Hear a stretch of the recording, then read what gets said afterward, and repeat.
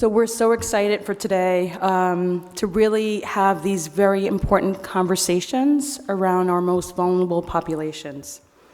Those of us who work with the homeless and the unsheltered, we confront one of the most persistent and intersectional issues affecting our city today. And as service providers, I believe that it's a necessary part of our responsibility to come together to share our experiences, to develop best practices. I also believe that any hope of solving this crisis of homelessness in our city relies upon our ability to form effective alliances with each other, all of us here in this room, forming a broad and intersectional coalition to confront it. For years, we've been building those alliances, and we continue to do that today. So I thank you for being here. One of those alliances that I like to focus on, for very obvious reasons, is our important partnership with Care for the Homeless. BronxWorks started in the field of homeless services in the early 1990s when we opened up our Nelson Avenue family residence in the Bronx. We confronted it as a rising crisis across the borough, and practically since the opening of our shelter, Care for the Homeless was right alongside us. They've been there working to engage one of our city's most vulnerable populations, and this partnership synergized since the beginning, where BronxWorks could really focus on the street outreach, on finding permanent housing, supportive housing, and also, of course, sheltering. And Care for the Homeless could focus their efforts on the critical medical and psychiatric intervention, both on the street and inside our shelters. Through these partnerships that create comprehensive interventions that really work to stabilize a homeless person's situation, get them the help they need, get them talking to us long-term, and help us to find them a permanent place to live. As a long-time homeless services provider, BronxWorks has innovated a number of practices in our treatment strategies for our most difficult and challenging cases. We were early implementers of the mobile crisis teams, allowing us to quickly respond to clients needing emergency medical or psychiatric attention. We've advocated for sharing of critical information like the homeless death report or the frail and vulnerable list. And every year since it started, we supported our annual Hope Count with our staff and volunteers. That's a huge lift to do. Over the decades of working with Care for the Homeless, we've seen how homelessness evolves with emergent challenges and how service providers must, in response, adapt their strategies. In the face of the opioid epidemic, we have employed and advocated for the increased utilization of medication-assisted treatment. We immediately got behind promoting access to Narcan for everyone in our shelters, staff, clients, and also people in our communities. We have seen naloxone literally save lives in our programs. Today, we have proven strategies and interventions covering all of our shelter facilities and our street outreach efforts.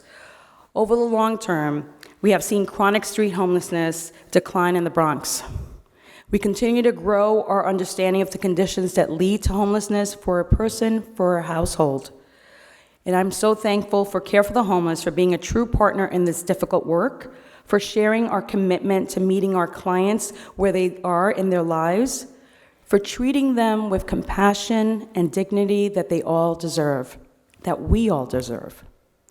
I would like to especially thank Dr. Andrea Littleton, who has been an incomparable companion of this work, going on the street and treating individuals right where they are from the very, very beginning of the partnership that we started with her, and she's just phenomenal. I can't speak more highly of Dr. Littleton. I would also like to thank the leadership of Care for the Homeless, George Nashak, for aligning our missions to serve the most vulnerable residents of the Bronx. Thank you to Care for the Homeless medical and psychiatric teams who work hand in hand with our shelter and outreach staff. And I also want to point out and thank our staff and anyone who really works on the street with the individuals. We at BronxWorks have conversations with the executive director, and very often one of the examples that I have of how to treat someone with dignity and respect is really to look at the staff population that works with those on the street. because they treat everyone with such compassion and respect as they engage them on the street and bring them into the vehicles, bring them into our drop-in center. They are just incredible, dedicated members of the BronxWorks team. I also want to thank our panelists and speakers today, and again, thank you all for joining us in our discussion. There's a statement by Curtis Scott King that I believe is worth repeating as often as possible. The greatness of a community is most accurately measured by the compassionate actions of its members. So while our work is far from over, and while it may seem near insurmountable at times, as long as we can make the difference in the life of just one person, it is work worth doing. So thank you.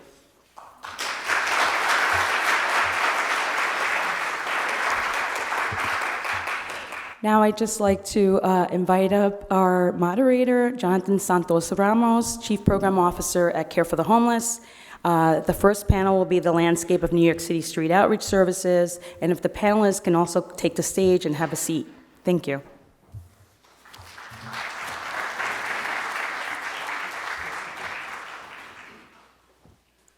Good morning, everyone. I'm Jonathan Santos Ramos, pronouns he, him, él, and I'm the Chief Program Officer here at Care for the Homeless.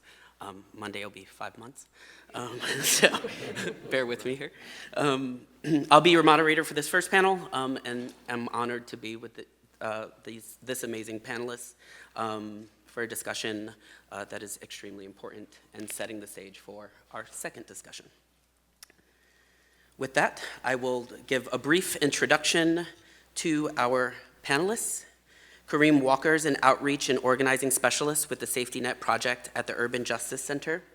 Formerly homeless himself, he is dedicating his life to improving the way that New York City interacts with homeless residents. Cassandra White Hemphill. Cassandra became the Deputy Commissioner for the New York City Department of Homeless Services Street Homeless Solution in January of 2020. Her role requires that she collaborates with her team to creatively strategize to engage street homeless clients who historically do not access traditional shelter for a variety of reasons. Prior to this role, Cassandra was the Associate Commissioner for the New York City Department of Homeless Services PATH Family Intake Center. Thank you, Cassandra.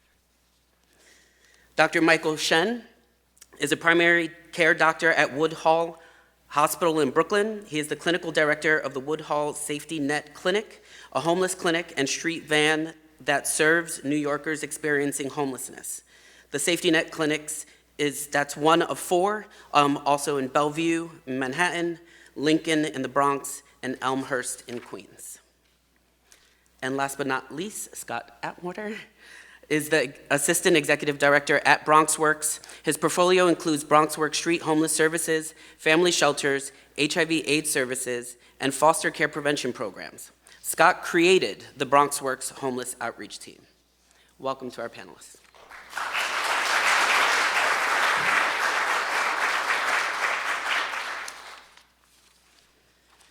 So I'll start with individual questions first to get the party started, with the understanding that the perception of what is available may be different provider to provider, but definitely different for those who are experiencing homelessness.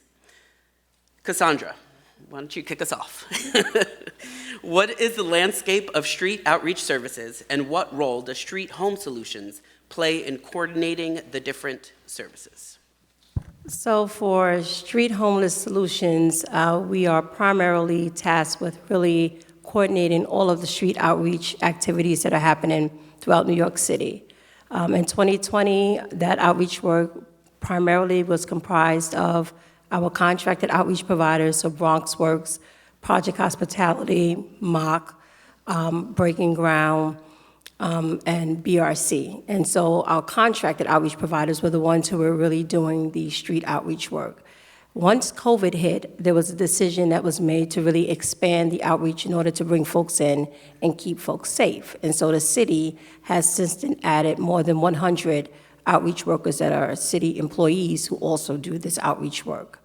One of the things that we've also seen really change and give us more bandwidth is that due to the partnership with Governor Hochul and Mayor Adams, the state also added their safety option support teams that are also out doing this outreach work. So we have more than, I would say, increased the level of street outreach fourfold in terms of the folks who are out there connected with individuals in all 5 boroughs, above ground and in the subways.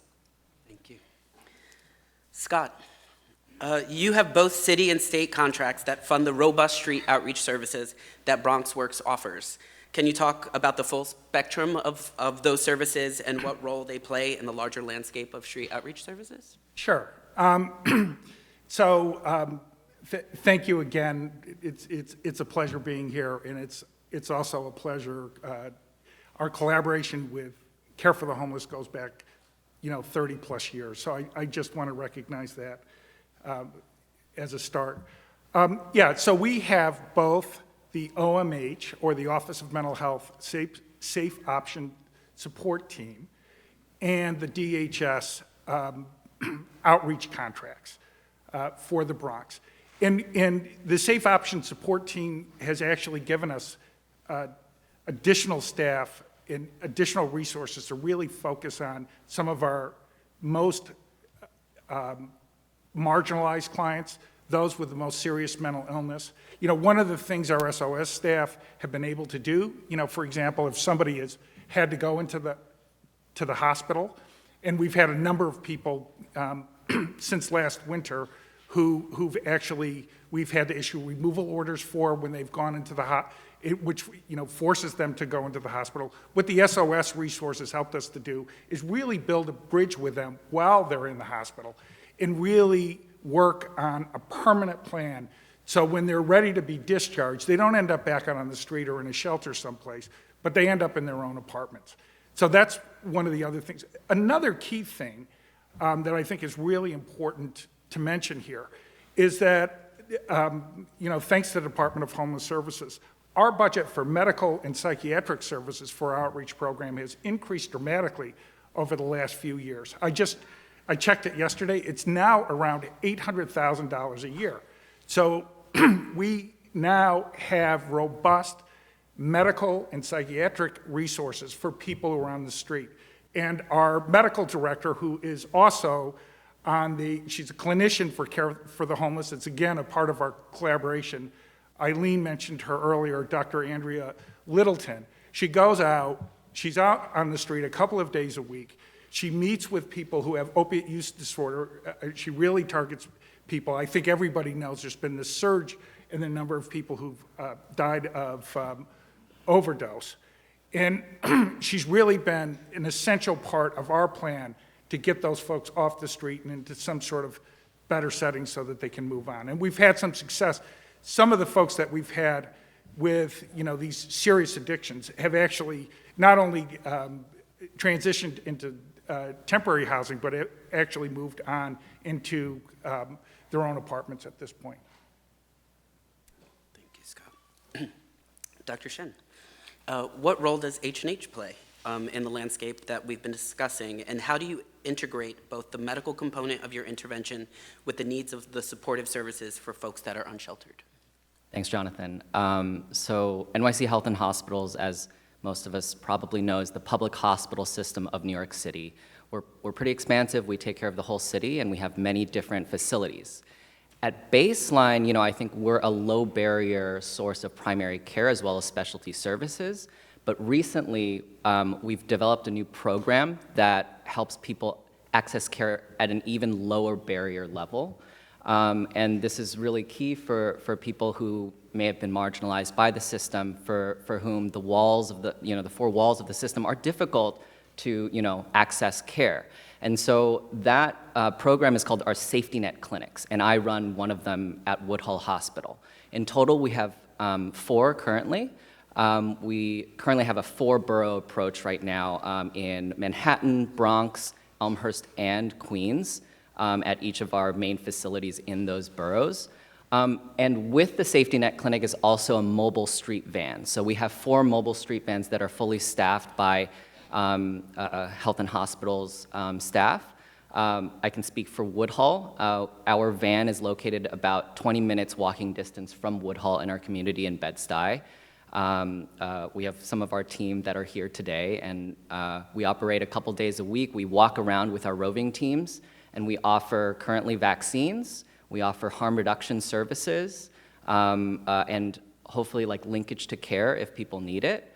That includes both primary and specialty care because we have a direct connect into the system, which I think is one of the most powerful aspects of the program.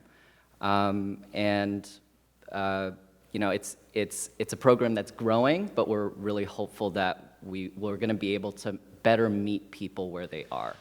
Amazing. And Karim, we have gotten an overview of some of the services offered to folks that are unsheltered. Can you share your experience interacting with these systems and particularly what you found most useful at a time that you needed it? John? Okay. I've been homeless several times over the past few years, though I'm now in my own personal space, thank goodness. But one of the times that I can talk about is an encounter I had with a street outreach team at the at Coney Island, Stillwell Avenue, last stop on the D, F, N, and Q lines in Brooklyn. They were very they were very kind with their time, very polite, but they really did not have much to offer me. And I think beyond a bed and a shelter. And as we all know, unfortunately, the shelter system in New York City leaves a lot to be desired, and it was not something I was prepared to go back into.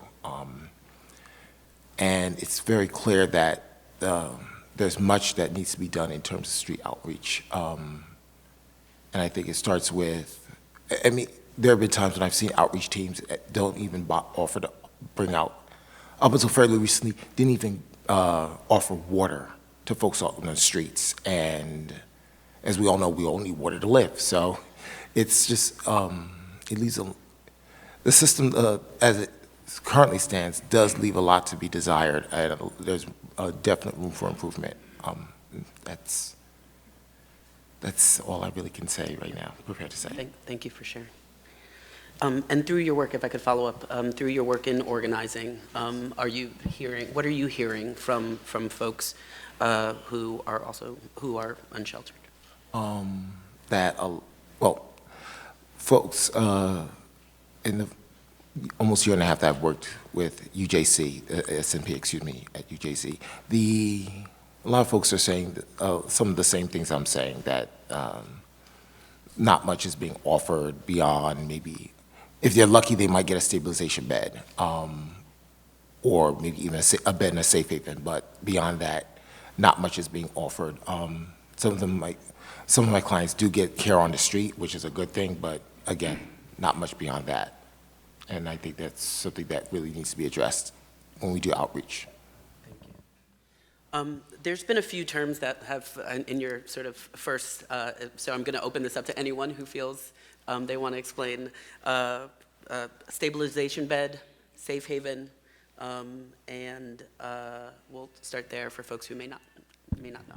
So in an effort to support folks who are street homeless, the city has a portfolio of beds that are called low barrier beds. And these beds are beds that do not have the same requirements that shelter beds have. And so, for example, if you go into a stabilization or a safe haven bed, you can be out of your bed for 3 days and not be locked out. And that is because we know that when you're working with folks who are street homeless, oftentimes the trauma, the substance use disorder, and a mental illness may make it difficult for them to consistently check into a bed. And so as part of that programming, we do have the flexibility that folks can be outside of their bed for 3 days and not lose their beds. Also, for the safe haven beds, those beds are in clinically rich programs that are supposed to be staffed with psychiatric supports and other supports for the most chronically homeless.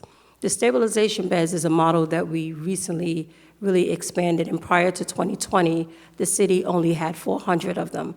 Now we have 1,400 of them. And we've added on, since 2022, 700 additional low threshold beds. And so we realized right at 2020 that we needed to really expand the portfolio of placements that were available to street homeless individuals, because we realized they are struggling with navigating the regular shelter system, and there needs to be the type of location that allows them to have the flexibility to continuously work through their issues and still have some place to return to. So the city has made a tremendous investment in trying to ensure that we have these low barrier beds. And currently, I think we're up to 3,600, and we anticipate that we'll be at 4,000 by 2024. And that is in an effort to make sure we have a bed whenever possible for folks who want to come in who've been chronically homeless on the street. Anything to add, Scott, as a provider with a safe haven? Yeah, we actually operate a number of stabilization beds in several different sites, and we have 3 safe havens as well, which again are these low barrier facilities. I will say, not all safe havens are the same. Some of them are more congregate, where people have to come in and share rooms. They work for certain types of people. And then some of the safe havens are more private. In fact, one of our safe havens that targets chronically street homeless people is only for people who are 50 years of age and older. And the outreach teams really have a good handle. The essence of outreach, to be effective, you really need to know your client and where they best fit. Another thing I just want to mention, I looked at the numbers of the first street estimate, or the hope count that everybody refers to. It was in 2005. It's coming up on almost 20 years now. And the first hope count number, they found 4,395 people in the subways or on the street. This last year, which was high, and again, I think we've really felt the impact of COVID and maybe even more so the impact of the opioid crisis that's really impacting all sorts of neighborhoods, and especially in low-income areas. The number was 4,042. So it's actually, even since 2005, it's an 8%, almost a 10% reduction in street homelessness. In the Bronx, our first hope count number, the estimate was, and again, the hope count numbers are not perfect, but it was 587 people. This last hope count, and again, it wasn't our best year by any means, was 187, and it's been around 100, 150 on and off for the last several years. So that's that's almost a 70% reduction. And how did we get there? One of the things that we did is we focused on people who are chronically homeless. Chronicity matters.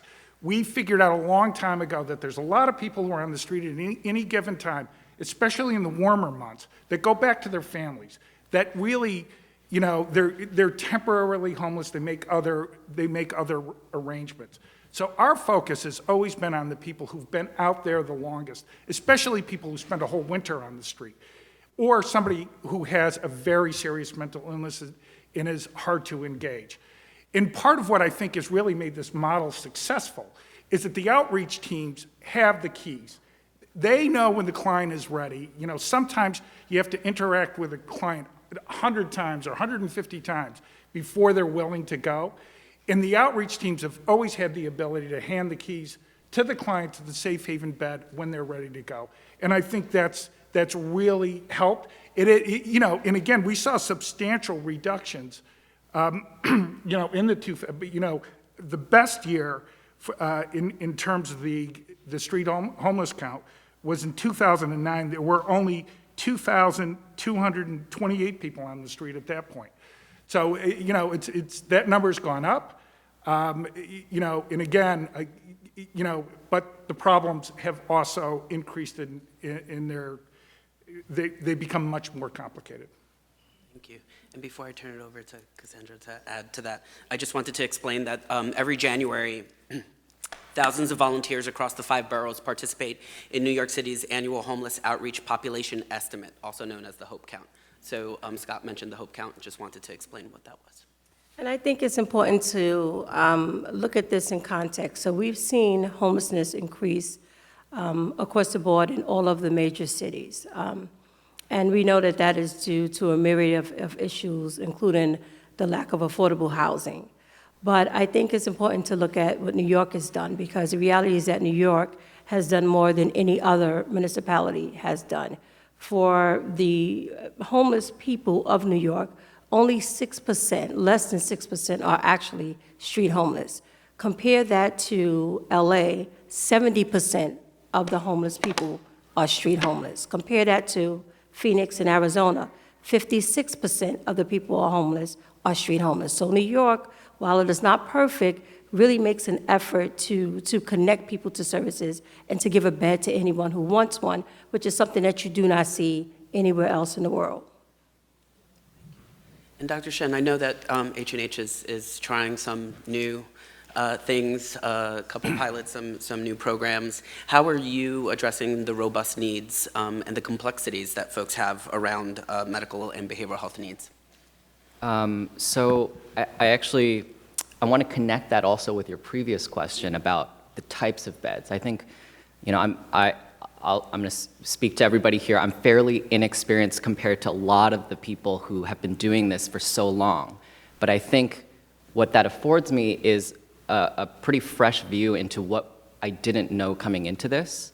And so part of that was, when I started this work, I didn't know what a safe haven was. I didn't know what a stabilization bed was. There's a lot of confusion, and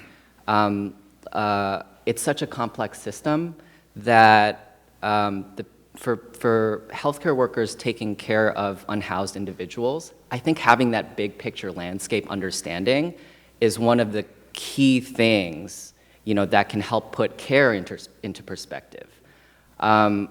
Speaking to kind of what we do on the behavioral health side, I think that links up a lot with that big picture of the housing journey or the journey of homelessness and that experience. One thing, the things that I didn't know coming in, numerous. I didn't know about the outpatient behavioral health services that the city offers or that various nonprofits offer.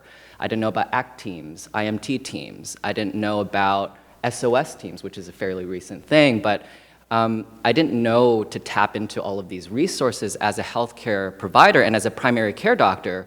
One of my main roles is supposed to be coordinating care along with our excellent team of community health workers at our clinic. And I can't do that if I don't know about those, that network that's out there. And I will tell you, having graduated from internal medicine residency recently, there's no teaching on the care management aspect of care. There's no teaching on care coordination and what that entails. There's no teaching on who the different members of the team are, what an addiction counselor does, what is a care coordinator, what is a case manager, what is, my residents don't know that every shelter has, people assigned to caseworkers who are specifically supposed to, be helping with their journey. If we don't know that, we can't connect with them, and we can't coordinate care after we see them. Absolutely. Karim, what are some of the barriers to educating people, do you think, about the services that are available?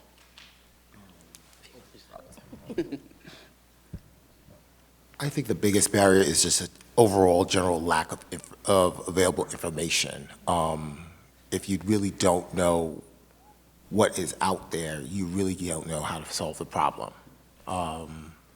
And as Dr. Shen was right to mention, I've noticed that a lot of physicians are are largely clueless about and it's not to take away anything about, it's not meant to be pejorative in any fashion, but they are clueless about how folks on the street live, and how folks on the streets try to take care of themselves as best they can when they don't have a roof over their head to make sure that they to sustain their care.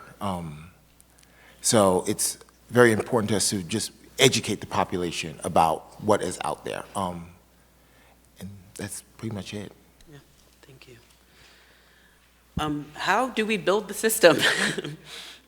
Excuse me, in a way that information is readily available for all players involved in a client's care? are there any significant gaps? You mentioned not knowing, right? Why don't you kick us off? What can we do to make sure you Jonathan, know? I feel like you're looking at me. Yeah.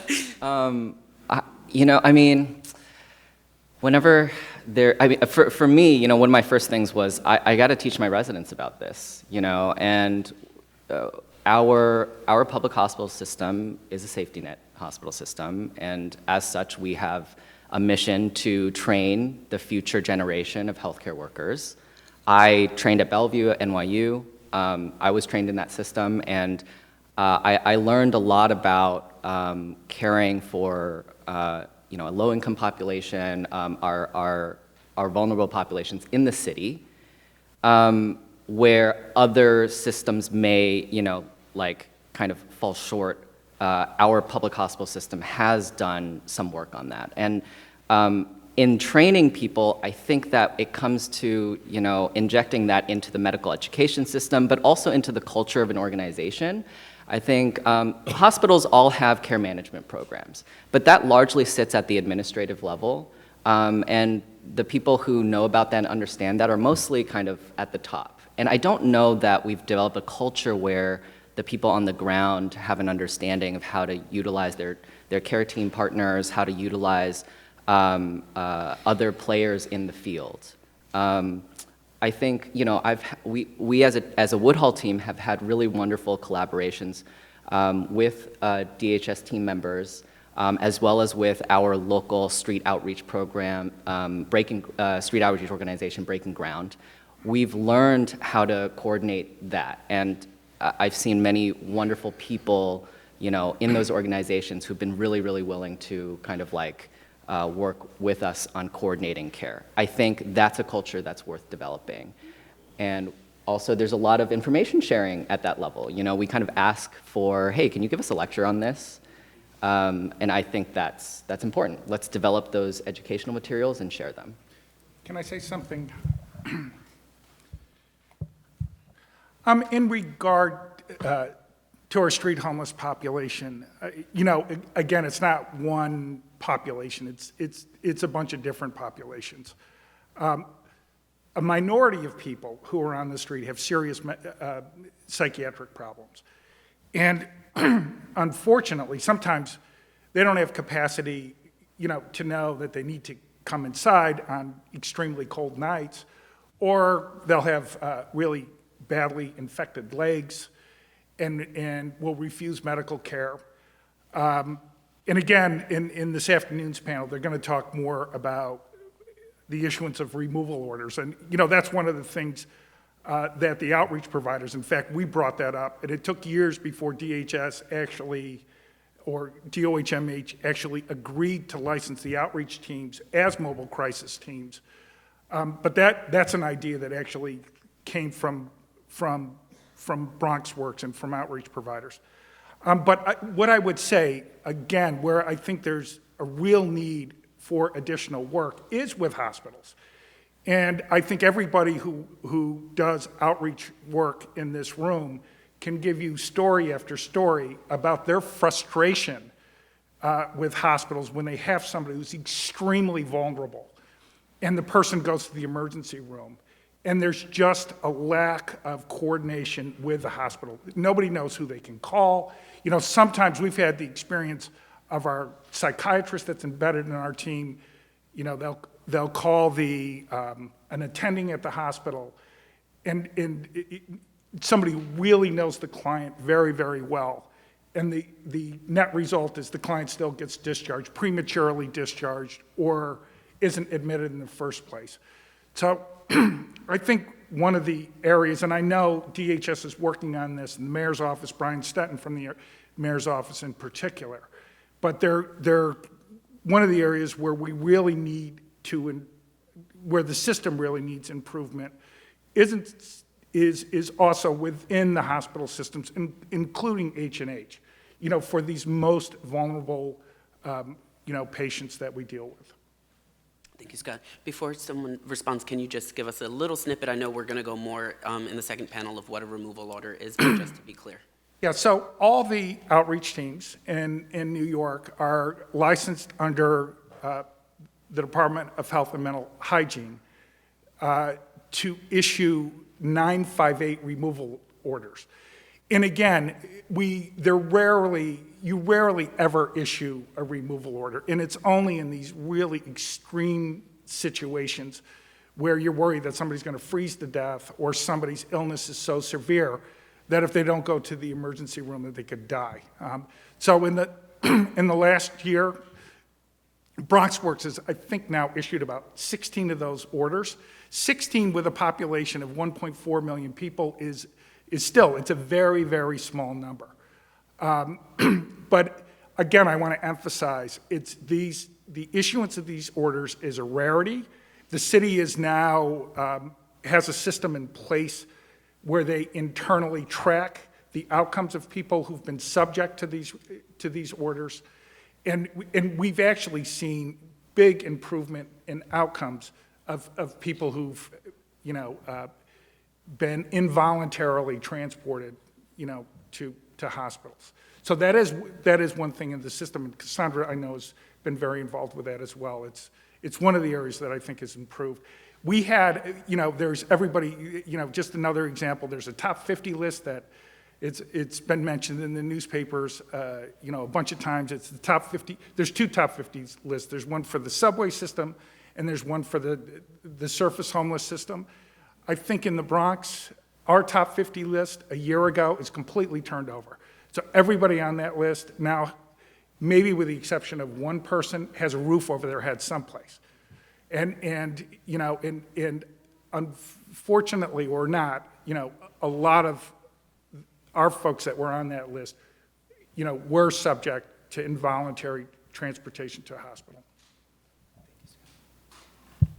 This is back to the education point. I forgot one of my main points, and this is actually to speak to Kareem's point as well.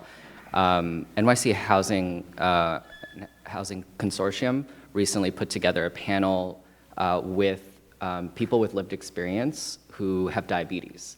And I learned a lot from that. I moderated that panel. I learned a lot from them. And I think that that's one of the most important things is like, we often talk about experts in the field from our organizations, but I think, we need to incorporate more peer experts, more people who know actually the experience of the system, because I can say all I want, but I really don't know anything about what that feels like and what it's like to experience. So I learned a lot from that panel, and I think that we should do more of those. So to Scott's point, he referenced what we call the Coordinated Behavioral Health Task Force. And so this task force is comprised of the top 50 most vulnerable New Yorkers who are street homeless either in the subway or above ground.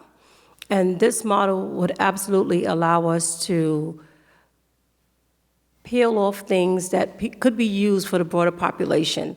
I think what we've learned with this model is that it takes all of the players to be at the table. And so this model is led by managers on my team. It is comprised of all of our partners. So we meet for 4 hours a week, 2 hours for each set. And that's just the meeting itself, but there are a host of meetings and hours of work that go into working with folks on the street. But for the Coordinated Behavioral Health Task Force, there is DOHMH, H&H, all of our contracted outreach providers, our state partners. So we have everyone who may touch these individuals on this call for 2 hours every week. And we spend that time coordinating, talking about what's happening with the individuals and ensuring that everyone knows what everyone else is doing to ensure that we are creating the best outcome for each individual. And what we have found is that the most vulnerable New Yorkers have been able to make strides and change the trajectory. We have people who've been homeless 8 years and never slept inside one day, and now they're in a permanent housing location. And so we have found that just making sure that the city agencies, the state agencies, everyone who will touch these individuals is involved really changes the trajectory. When we were able to get access to psyches, which tells us how long or how often someone goes to a hospital, that's a game changer, right? Because we have access now to know that our most vulnerable person went to the hospital 415 times in a 2-year period, right? So those things are flags, and it allows us to then work with H&H to know what hospital this individual potentially is going to go to, and to work with the IMT or the mobile treatment team to ensure that they are at the hospital and that the SOS teams are at the hospital, and that when this person gets discharged, are they going to go to a long-term bed, which is a bed for psychiatric help, or are they going to go to a safe haven, right? And so having all of the players at the table prepared every week, really digging in and peeling back the layers and ensuring a coordination of services has changed many people's lives. The ability to put this on a large scale is where the challenge is at, but the sharing of information, the sharing of data, and the coordination of services is absolutely necessary if you want to change people's lives. I would just say, Cassandra, I think we had somebody on that list, the initial list, that had been on the street 20 years. So. Karim, any idea of how physicians can do better with learning more about folks on the streets? First, it starts with just listening to the patients, which I think that's the first thing that you learn day one in medical school. Listen to your patients. Because they're giving you insight. They might be giving you insights that you had never considered before, that had never been considered before. That's number one.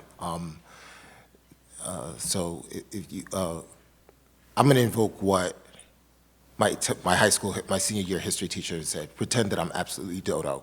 Pretend that, just break it down for them. If you're a patient, break it down for them. Another thing that physicians can also do is be consistent in the be consistent in follow-up. And number three, definitely learn how to work on gaining their trust, because one thing that being on the street has taught me is that trust is more luxury than necessity. It's something that a lot of us can really afford. So when you come up with when you approach someone on the street, especially someone who's been on the street for 20 years, 10, 20 years, you have to see it from their perspective. They probably had the system fail them multiple times in the past, and here you are showing up, saying that you can help them. It's not going to work like that. So you have to make sure that you're aware of that, and just know that building trust will be a process, because you have to trust them as well.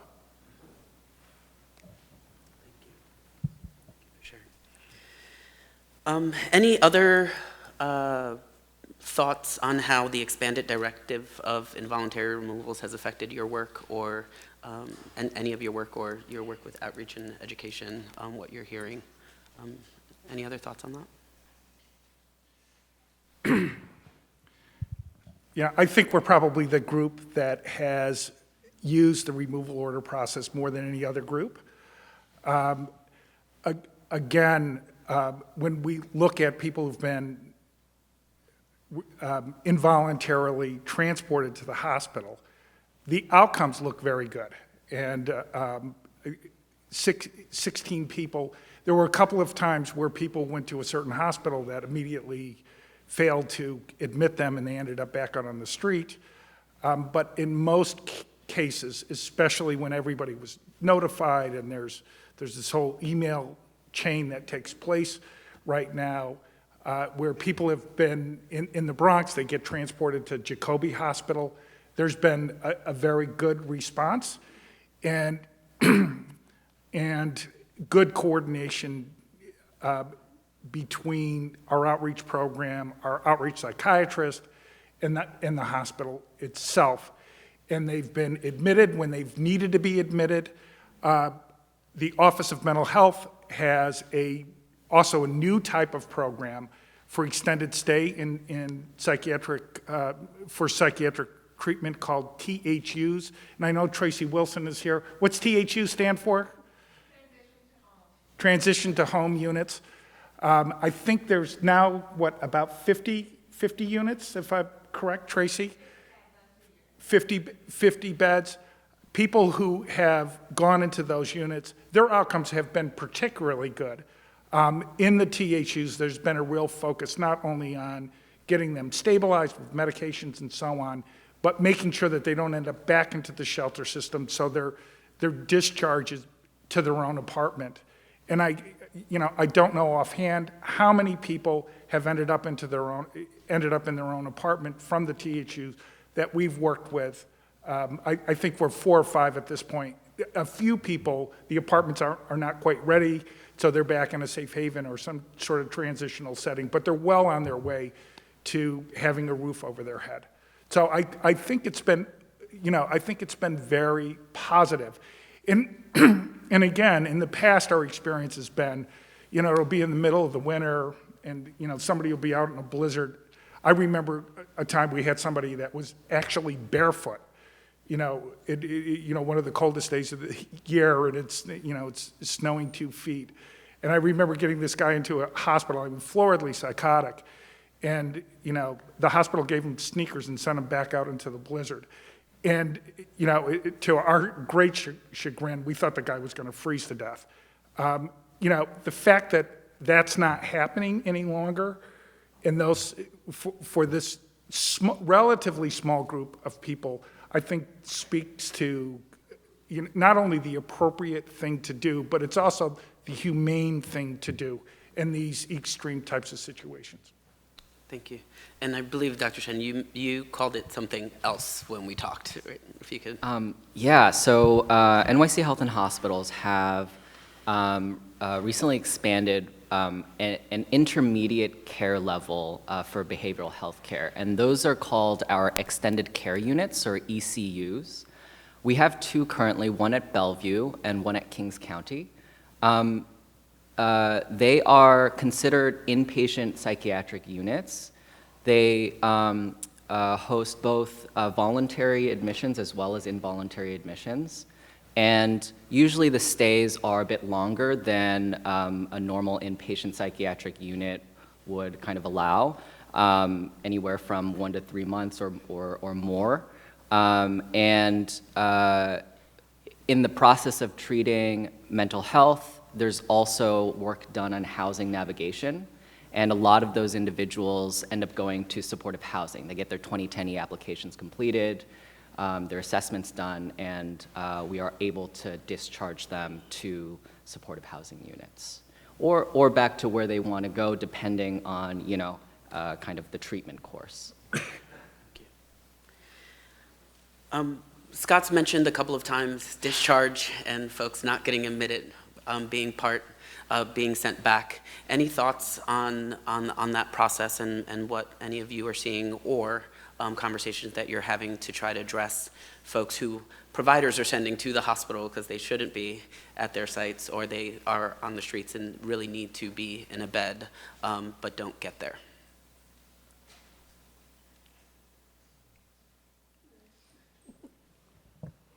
I would say that the city is looking at a host of things. Well, I first and foremost want to say that the work with H&H has been tremendous. I can tell you that from 2020 to 2022, we consistently heard about the struggles of managing street homeless individuals, because we know folks will not go through traditional care. They frequent emergency rooms, right? Or they just refuse services in general. And so the street medicine teams that the city rolled out were really supposed to focus on trying to ensure care and coordinate care. But I can tell you that the work with H&H that has happened over the past year and a half has been tremendous. And we've been able to really change people's lives, and we've been able to collaborate in a way that we have not seen historically. We are on calls probably 3 to 4 times a week with whole medical teams working on solutions for street homeless individuals. And so we know that for this population, they're really afraid of doing things in the way that other people will, going to regular checkups, or when they are admitted to the hospital, they're pushing to be released, even though they may not be in a space where they need to be released. And so there's a lot of work happening around that, but there's still the need to coordinate on a more stronger level. But I can tell you, I've seen tremendous change in the ability to share information, connect with the doctors, connect with the social workers at the hospitals, and be more planful about the outcomes. Currently, when we get a street homeless individual who is being removed to the hospital involuntarily, we can email a series of people at every New York City hospital who will be waiting for this client when they get there. And we are sharing information before the client even walks through the door. And so there's a lot of work happening to connect folks and to ensure that the physician, the attending physician, the CPAP physician, everyone who's going to attend to this person actually knows the background and has a history. And we can advocate on this end because we're looking at psyches and we can say, hey, Bellevue, you have this gentleman coming in, he's been here 200 times in the past year, and we believe some of it was medical, but we also know that he has a history of presenting with serious mental illness. Please, after you treat the medical issue, let's look to treat the serious mental illness. Let's get the psychiatric evaluation. Let's do what we need to do. That way, when he's discharged, he's not going back to the street, but he's potentially going to some place that can connect him to supportive housing. So there is a lot of work happening. There's a lot of coordination happening. And I think that there's still more work to be done, but folks really care, right? We're with people, doctors, outreach workers, clinicians, officers, everyone involved cares, and they're invested in ensuring that there are the best outcomes. The goal really is to expand it, but we're doing it day by day, person by person, with each vulnerable person that presents to us.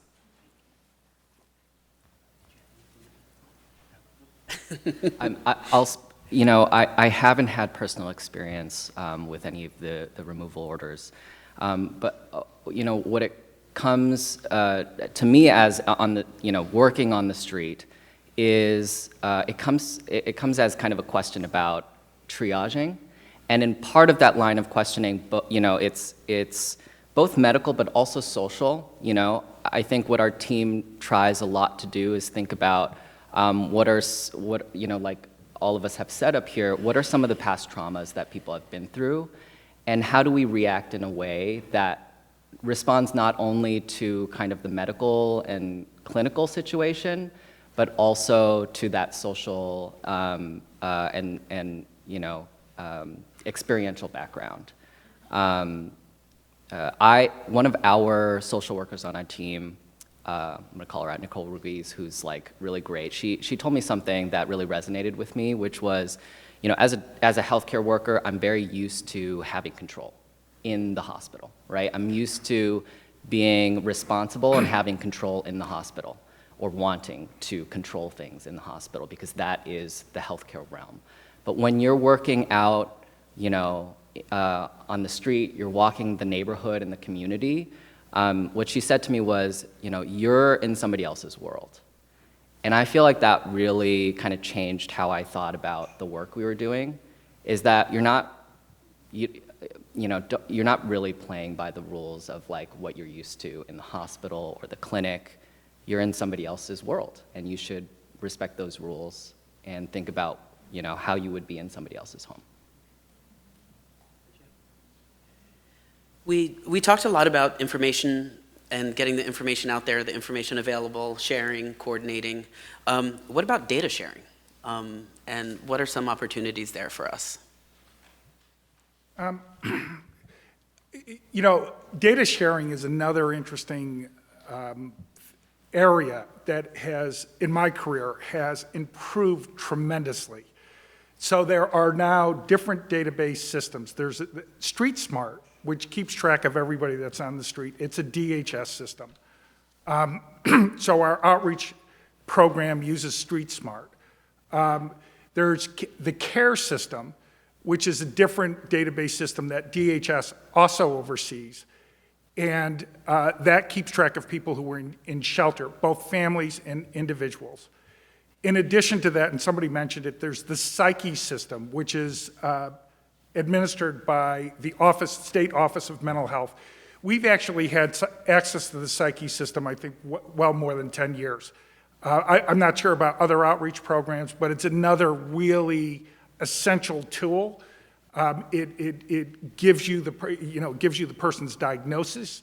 If they have a serious psychiatric problem, it tells you what medications they're on, tells you how many hospitalizations they've had, when their last hospitalization took place. It gives you the name of the ACT or IMT or FACT team, if in fact they are involved in that system. I don't know whether SOS, whether or not they're registered with SOS is yet in the psyche system. It does list the name of the shelter if they're in a shelter program. So it's another really good tool. In addition to that, BronxWorks uses the Bronx Rio. That gives you a different picture of the person's health and mental health. When I talk to our psychiatrist, we have it worked out with the Bronx Rio. So if one of our clients goes to the hospital, we get a real-time alert, and we have to go into the system to see, where the person is, but it will give us a real-time alert. That gives our staff the opportunity to follow up when they're in the hospital. The Rio also gives you a different sort of picture than the psyche system does of where the, what kind of medical challenges the client is facing. So I think there's really been a revolution in the availability of really useful data for clients. The psyche system, ordinarily, you can't go fishing in the psyche system without the client's permission. There are certain exceptions to that. If the client is in an emergency type situation, you can quote unquote break the glass and you can access their records, something that unfortunately we have to do from time to time. You have to ask, you have to get inappropriately so, you have to get the client's permission to access the Bronx Rio system. So there's certain things that are readily available, certain things that are a little bit more, this consent is part of it, which is appropriate. I think all of us would certainly want to be able to ask for our consent before we start handing our medical and psychiatric information over to providers. So there's been tremendous progress in this area. Karim, what would help with data sharing? What would make it easier? What parts of data sharing across the continuum and through the different providers? How would that impact the folks that you work with and are doing outreach? Ooh. I don't know if I'm best qualified to answer this question, but I'm going to do my best anyway. I think it would definitely help in cases of an emergency, as Scott was right to mention. There might be a time, we don't know. I'm speaking hypothetically, of course. We may have a medical emergency at like 1 a.m. in the morning, and we need to get access to someone's health records, right, like then and there. So yes, that kind of data sharing could be used for emergency purposes. I have some concerns about that, but that's more from me being a civil libertarian. But we all have concerns. Yeah, definitely. But in a time like you said, if it's an emergency, then yes, we need to go ahead and make sure that because the person's welfare is top priority, should be top priority. And we can only do so much if we don't have all the information available. And I think that's pretty much all I'm going to say. Thank you. Appreciate that. Anything else on data sharing? Scott, I wish you were giving a course to some of the residents about all these terms, Rio, Workers Connect, psyches, I-STOP. I think that all of those are important tools that when we're thinking about building programs, we can think about maybe automatically kind of enrolling folks as they onboard. That's what we do in our clinic. I encourage all clinicians who come on board to get their psyches access, psyches is a long process to get, kind of confusing, but I encourage everybody to get all those necessary tools that will allow them to do care coordination. And then also thinking about, like Scott was mentioning, the consenting process. Every person that we engage, we have a checklist of things that we ask, and talk about if we feel like that interaction is heading that way. We get agreement and consent to help coordinate their various teams. We ask everybody, do you know Breaking Ground? Like, can we talk to them? Is it okay if I, look into kind of your mental health record, to help you coordinate care? And we build that into our process. And I think that's a really, really important part of, care. So all of those things, and just learning all the different letters, I think is an important part. It's alphabet soup, right?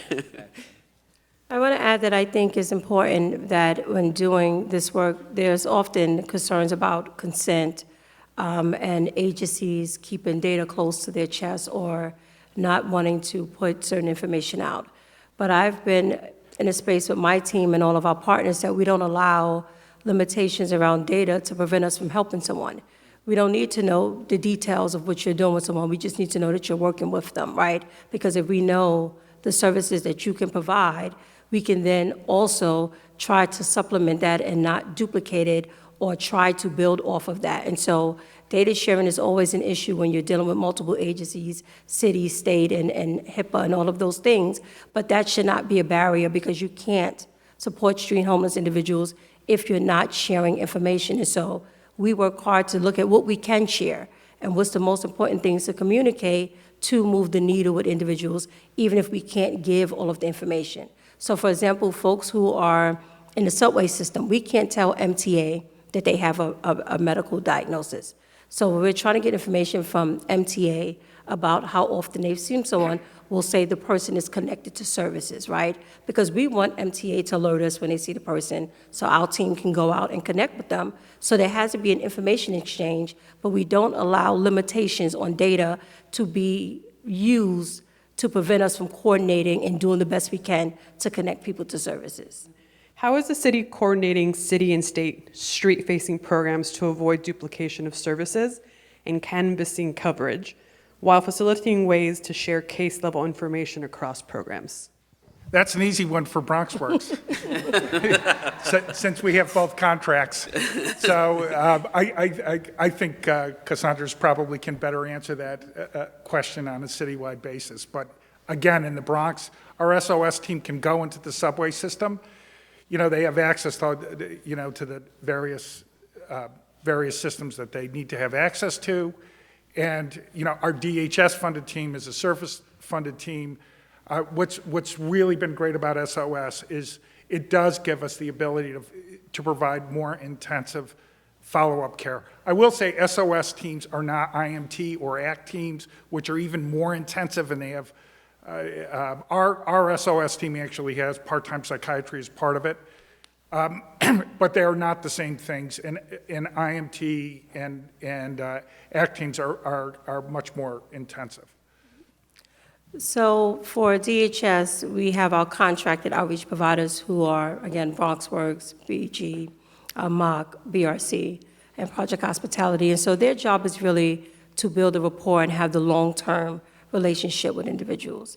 The city's staff is rapid response. So we're the people who do rapid response when there are calls from local officials, City Hall, access 311 calls from the public, street homeless encampments. And so the city staff do not do the same work that the contractor outreach providers, in that there's a difference in the requirements. We're a rapid response for immediate situations that are arising and to offer beds in immediate. But anyone that is picked up by a DHS employee is then connected to one of our contracted outreach teams.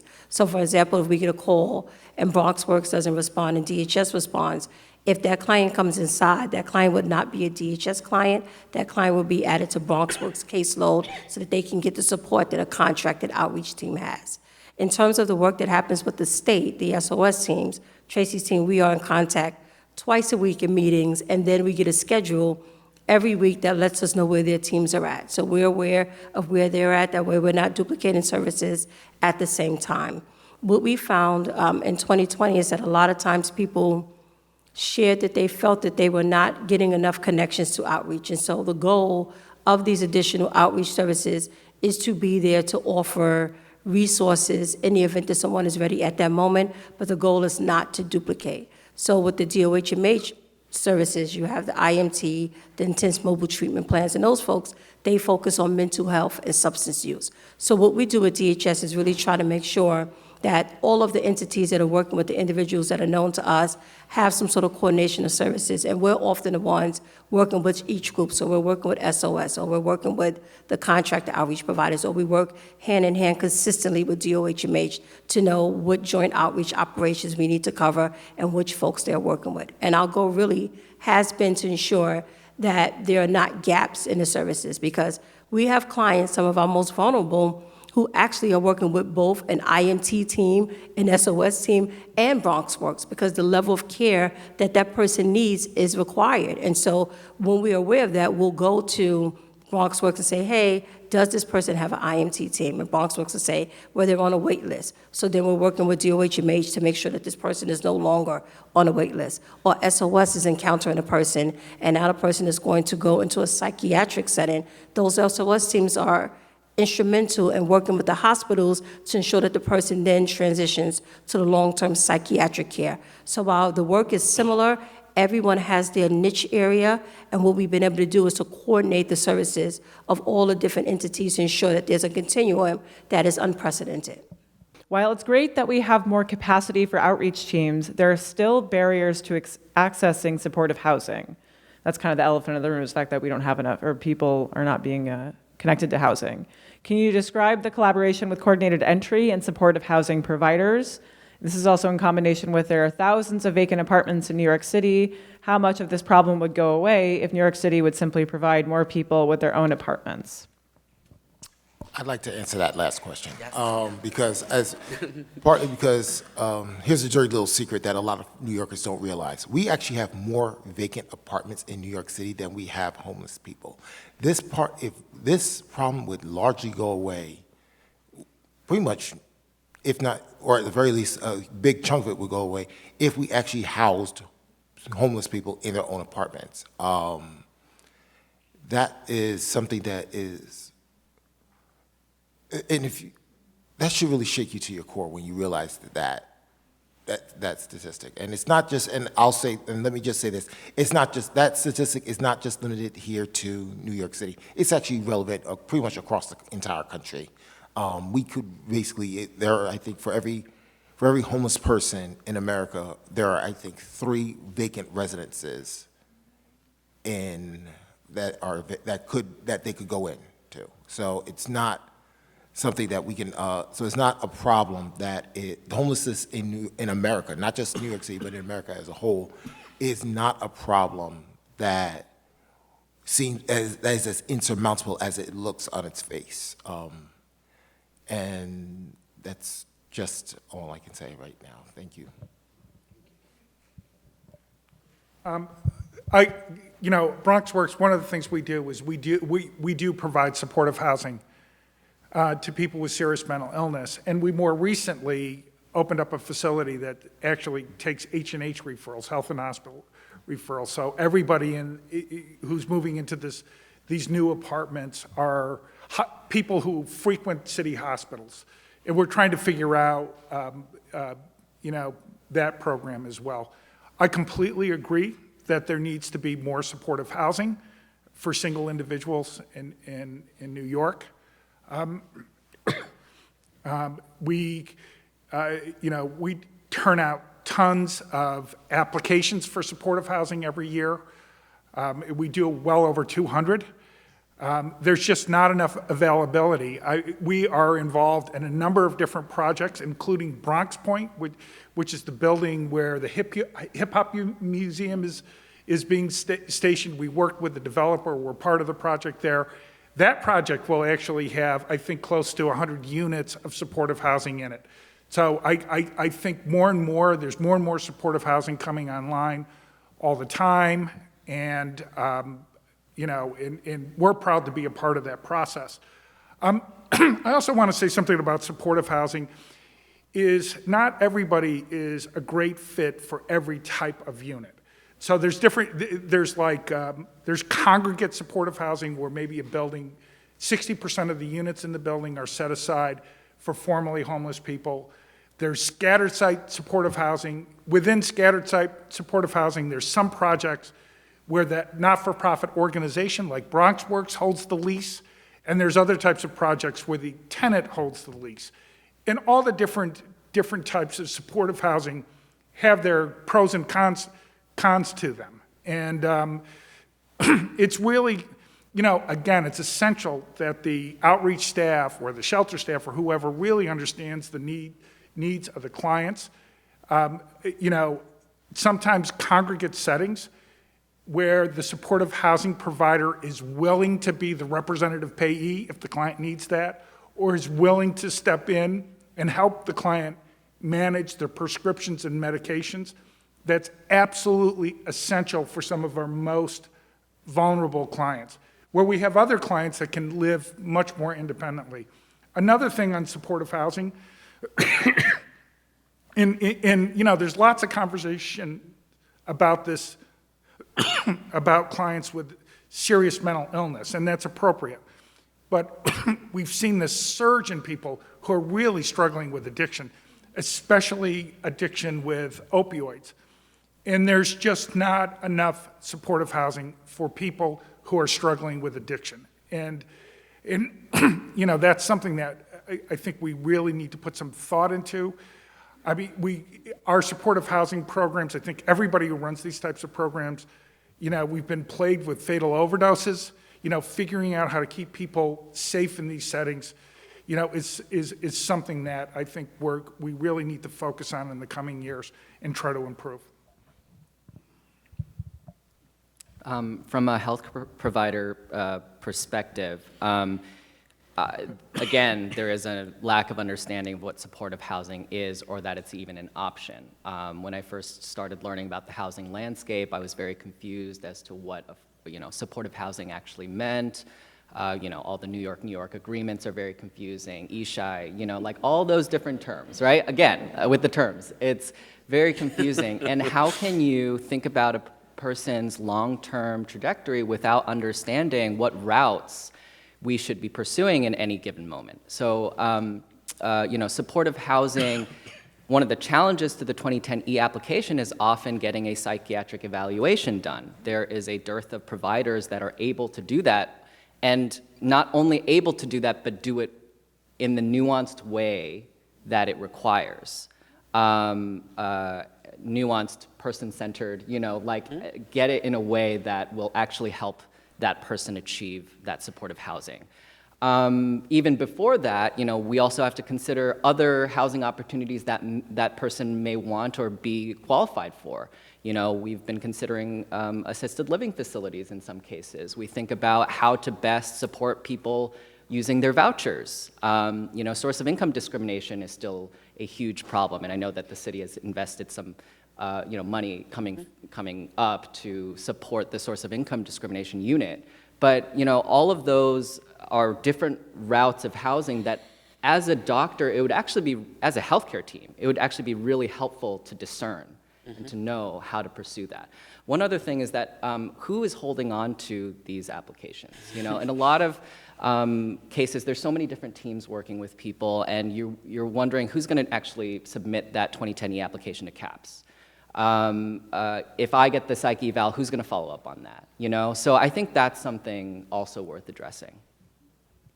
Thank you. Lots of learning collaboratives. Excellent, thank you. The next question that we have, this is for Mr. Walker, but also to anybody. Do you think the increase of different outreach workers make it harder for people living on the street to build trusting relationships because they are constantly seeing different people? In a way, yes. And you have various organizations. For those who don't know, we have a plethora of homeless services providers out there, from CUCS and Breaking Ground to BRC and the Manhattan Outreach Consortium. So you see vans of various folks all over the 5 boroughs, especially when you're out in Manhattan, but also to, so it does. So you have different teams, different goals. They might be some folks might just offer you a placement in a congregate shelter. Who wants that? Maybe some might, if you're lucky, you might get someone who can get you a stabilization bed. But even then, it may not be something to your liking. I actually had a client a few months ago who got approved for a stabilization bed, but turned it down because it was in a congregate setting. So she was not particularly happy about that. And that is a big blow to someone's trust because you trusted this person. So yeah, I can definitely understand why there could be concerns when you have so many different organizations out there. And I hope that answers the question satisfactorily. Okay. Wonderful. We have time for one more question. I'm trying to hit on a lot of different topics here. So much of the work of caring for people experiencing homelessness seems to require not just building, but sustaining relationships across health and housing systems. It seems like the complexity is crying out for an entity that would be responsible for the health of people experiencing homelessness, including educating medical residents about services available. Who is or should be responsible for maintaining coordination and education across systems? I think I can answer that question. I think, like I said, because I don't think that should be the realm of any one agency in the city or the state. I think that should be something that should be a responsibility spread around to various organizations, especially at the public sector, that could address that. Certainly, the Department of Homeless Services should take the lead on it, but you should also have. H&H should also have a role, should play a very big role in this as well. And I guess you could also, depending on the demographics, you may also want to consider the Department of the Aging or the Department, or even the Department of Education, because remember, we have a lot of children who are being uprooted, especially who are either out on the streets or even if they're in the shelter system, could get uprooted and transferred with their families to another shelter outside of their school district. So. This is a multi-pronged. That kind of approach should be multi-pronged, multifaceted, and should be as diverse in thinking as possible. And I'll let Dr. Shin speak as well. But one of the things we're most proud of with our collaboration with Care for the Homeless over the years is that Einstein School of Medicine now has a whole focus on training providers to work with the homeless population. And Dr. Littleton has been a key part of that. And we're seeing people who've come out of that program that have actually ended up working in other homeless support organizations. So I think, providing opportunities for medical students and residents to really know the population is a key thing. I also know our other partner, Janian and CUCS, I know that they have a collaboration with a medical school as well. I will say my youngest daughter is a physician.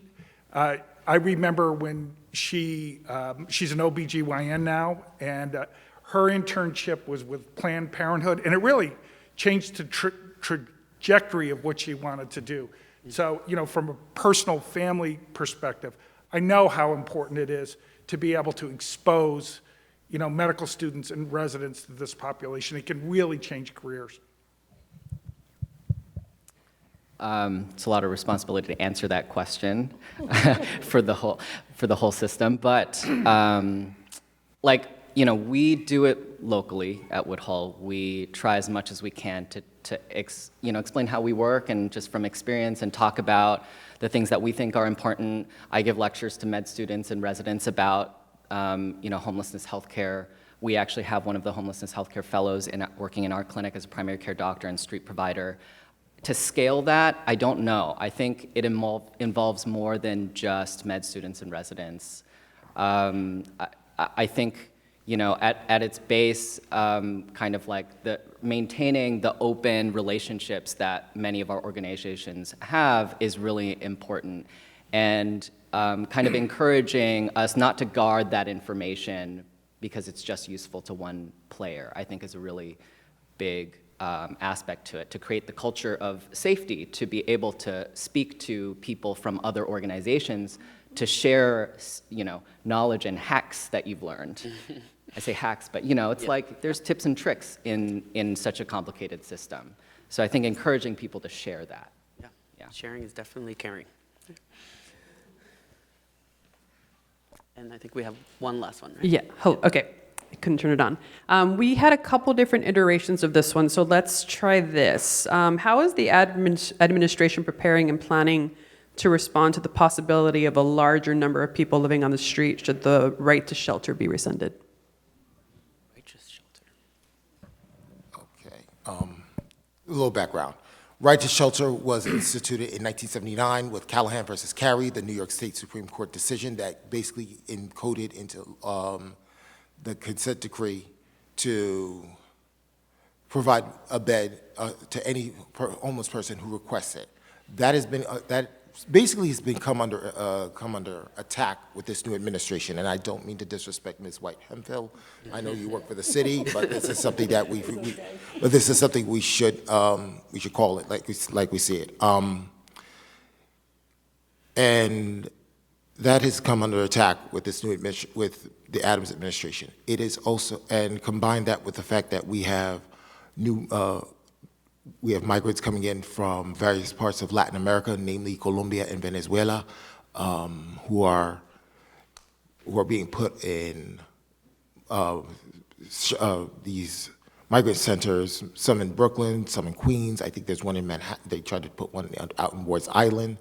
And on top of that, you are now seeing folks who are getting notices after 30 or 60 days that they have to leave the shelter and go back to wherever they were, they had originally requested shelter to find a new placement.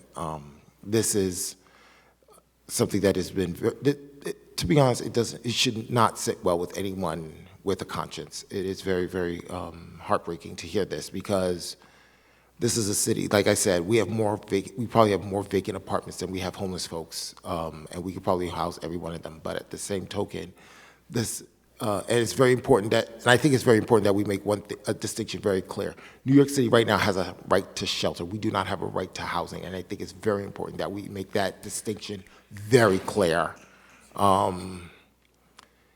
because it really does impact the nature of the work that we're doing.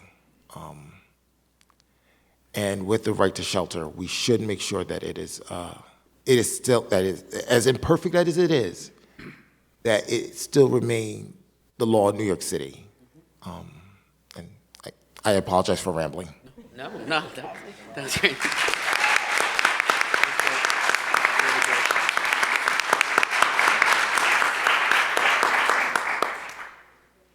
Else want to comment on? Yeah. So I want to say that the city is dealing with an unprecedented humanitarian crisis, but as a native New Yorker, I'm actually really proud of the way New York welcomed our migrant brothers and sisters to the city. I think the city has stepped up and continues to step up. I think that the city is right now in a space where they're working through what to do when you've reached your peak. I think one of the things that the city did that really made a difference was understand that this is not just a DHS issue, because this is a humanitarian crisis, and they brought other city agencies to the table to help support this. I know that there are a lot of things and a lot of conversations happening about what the next steps will be, but New York is really committed to stepping up, as we already have done, and I think the goal really is to figure out how to connect people to the next step in this journey.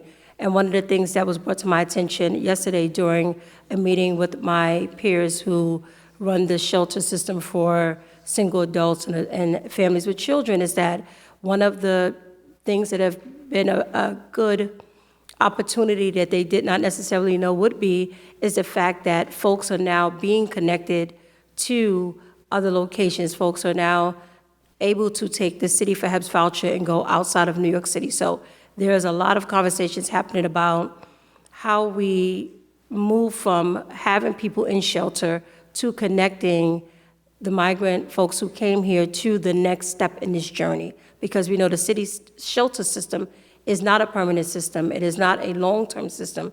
It is supposed to be a stopgap. And so I think that what they're looking to do with our migrant brothers and sisters is to try to connect them to opportunities that will be a more stable and long-term solution to the situation. But there are constant conversations, iterations, and hundreds of hours of meetings every week to talk about solutions, opportunities, and ways that we can bridge folks to the next best thing. And unfortunately, the city shelter system really has reached its capacity, and we have to be even more creative than we've been in the past. I just wanted to say this. I've worked with a couple of folks who are homeless, especially out in Brooklyn, where there is a migrant center just adjacent to the BQE, the Brooklyn Queens Expressway. And folks I've spoken to say they would not go in. They've gotten those notices, those 30 or 60-day notices, saying that they have to leave and reapply and they're being told to go to the Roosevelt Hotel. Folks at the Roosevelt Hotel say there's nothing we can do. So this is a vicious cycle. And as for in addition to that, they are also talking about the questionable conditions that they're being put to in terms of the migrant centers as well. So it should give us pause to say, yes, we should, yes, the shelter system was designed to be a stopgap, but on that same token, we also have folks who have been in the shelter system. I actually have a former friend and former colleague of mine who actually just got our own place a little over a year ago, but had been in the shelter system since the days of Superstorm Sandy. So you can do the math. Yeah. And it should serve, again, this should be some things that give folks pause regarding about the nature of homelessness, and not just street outreach, but homelessness in New York City as a whole. Thank you. Thank you. And I'm sure I can keep on talking about this. I'm sure y'all can, and with all the questions, I'm sure y'all can. But our time is up. I want to thank our panelists, Karim Walker, Cassandra White Hemphill, Dr. Michael Shen, and Scott Atwater for this conversation.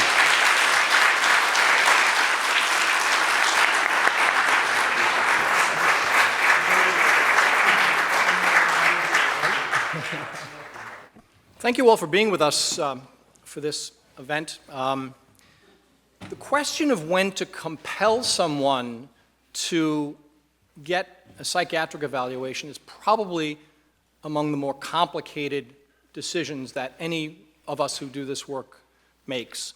And so we put together a panel of true experts who bring different perspectives to this question, and I'm very proud to introduce them to you this morning. Brian Stetton is the Senior Advisor on Severe Mental Illness to the administration of Mayor Eric Adams.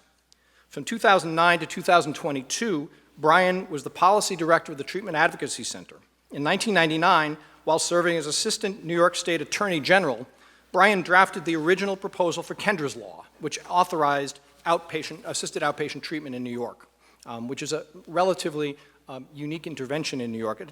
It's in place in other places as well, but New York was the place that kicked it off. And that was a program trying to help people living with severe mental illness who were struggling with treatment adherence. We're also very grateful that probably the farthest traveling panelist, Dr. Eileen Riley, is with us this morning. Dr. Riley has dedicated her professional career to caring for people experiencing homelessness. She currently works for the Massachusetts Department of Mental Health at the Massachusetts Mental Health Center and at Boston Healthcare for the Homeless, our sister organization and great friends and colleagues in Boston under the leadership of Dr. Jim O'Connell, one of my personal heroes.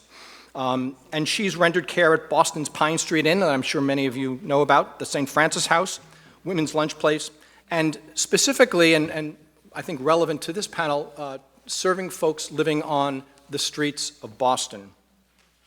Kimberly Blair, who is also joining us this morning, is the Director of Public Policy and Advocacy for NAMI New York City, National Alliance for Mental Illness, for those of you who don't know, where she recruits, trains, and leads a group of nearly 200 ambassadors in grassroots advocacy efforts to increase access to mental health care, to decriminalize mental illness, and to promote mental health education for students and teachers, among other projects that she works on there. And we're particularly pleased this morning to be joined by the Honorable Tiffany Caban, who is the councilperson who serves District 22, largely Queens.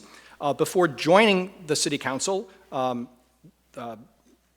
Caban worked as a public defender, representing people who did not have resources to defend themselves against the brutal system of mass incarceration. And through her professional career, she has used the law to help New York City's most vulnerable communities. So we're very honored to have Councilmember Caban with us this morning. I want to start and frame the panel with a brief anecdote, because I think that this says something about what we need to figure out this morning in this discussion that we're going to have. I live in Brooklyn, next to Prospect Park, and about 7 years ago, a gentleman took up residency in our subway station and lived there for about 4 years.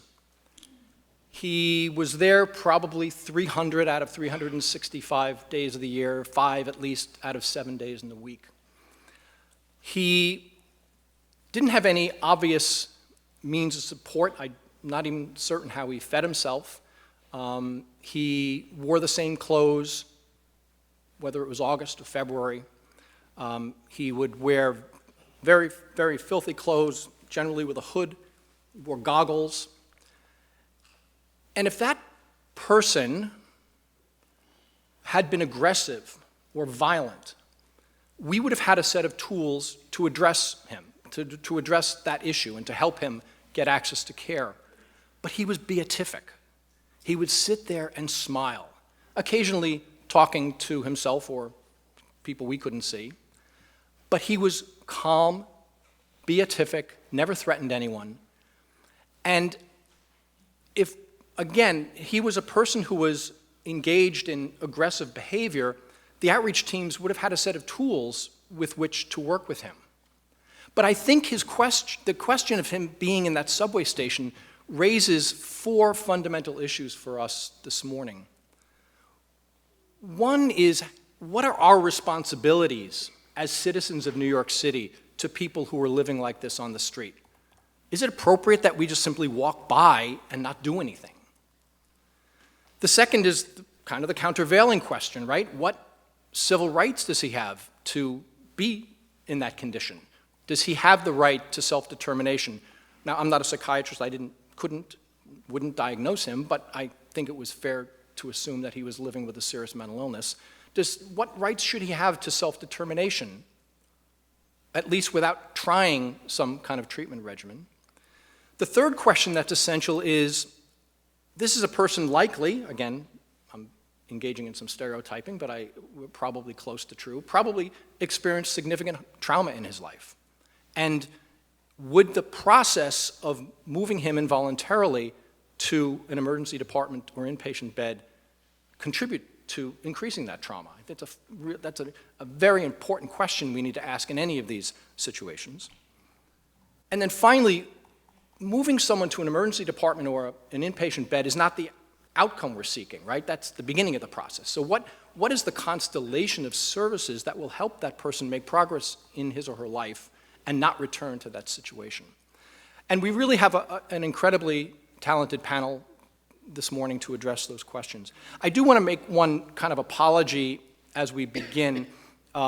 Nomenclature is important, and so we're going to talk today about involuntary removals, and I really hate that term. I feel like you're talking about an object, not a person, and so, but that is the term of art, or, you know, a series of terms of that nature. So I do want to apologize in advance that we may use language that is not appropriate to the magnitude and the importance of what we're discussing, but you may hear language like involuntary removals or involuntary removal orders, and just wanted to acknowledge that up front. So, as I said, if this individual I mentioned had been violent or aggressive, there would have been a set of tools that we had access to, and Scott Auerwater from the previous panel addressed some of those, the 958 capacity that the outreach teams have as designations as mobile crisis teams. And so I want to start with Brian this morning. And Brian, if you would kind of level set for us, what was the state of the art with respect to the ability of a mental health team to compel someone to receive an evaluation at a hospital? And Mayor Adams has, within the last year or so, changed the rules, so to speak, or broadened the definition of people who might be subjected to that intervention. So if you could just give us the baseline, where we were and where are we now? Sure. Thank you so much, George. And Good morning, everybody. So great to be with you. So, thanks to Care for the Homeless and BronxWorks for putting this terrific event together. I think it's really important to understand, first of all, something I think is probably obvious to most people in this room. The mayor did not create or establish the policy of involuntary removal of people who are in psychiatric crisis in the community. That's a long-standing and routine function of city government here and anywhere else in the U.S. you may go. We did not even actually change or broaden the policy, I think is a really important thing to note as well. It's not that there was a previous policy that said that we can only have these interventions under X set of circumstances, and we've now said disregard previous policy, it's now X plus Y. We're doing something broader than you were able to do before, where we're kind of changing the authority that police officers, law enforcement officers, and mobile crisis clinicians have always had.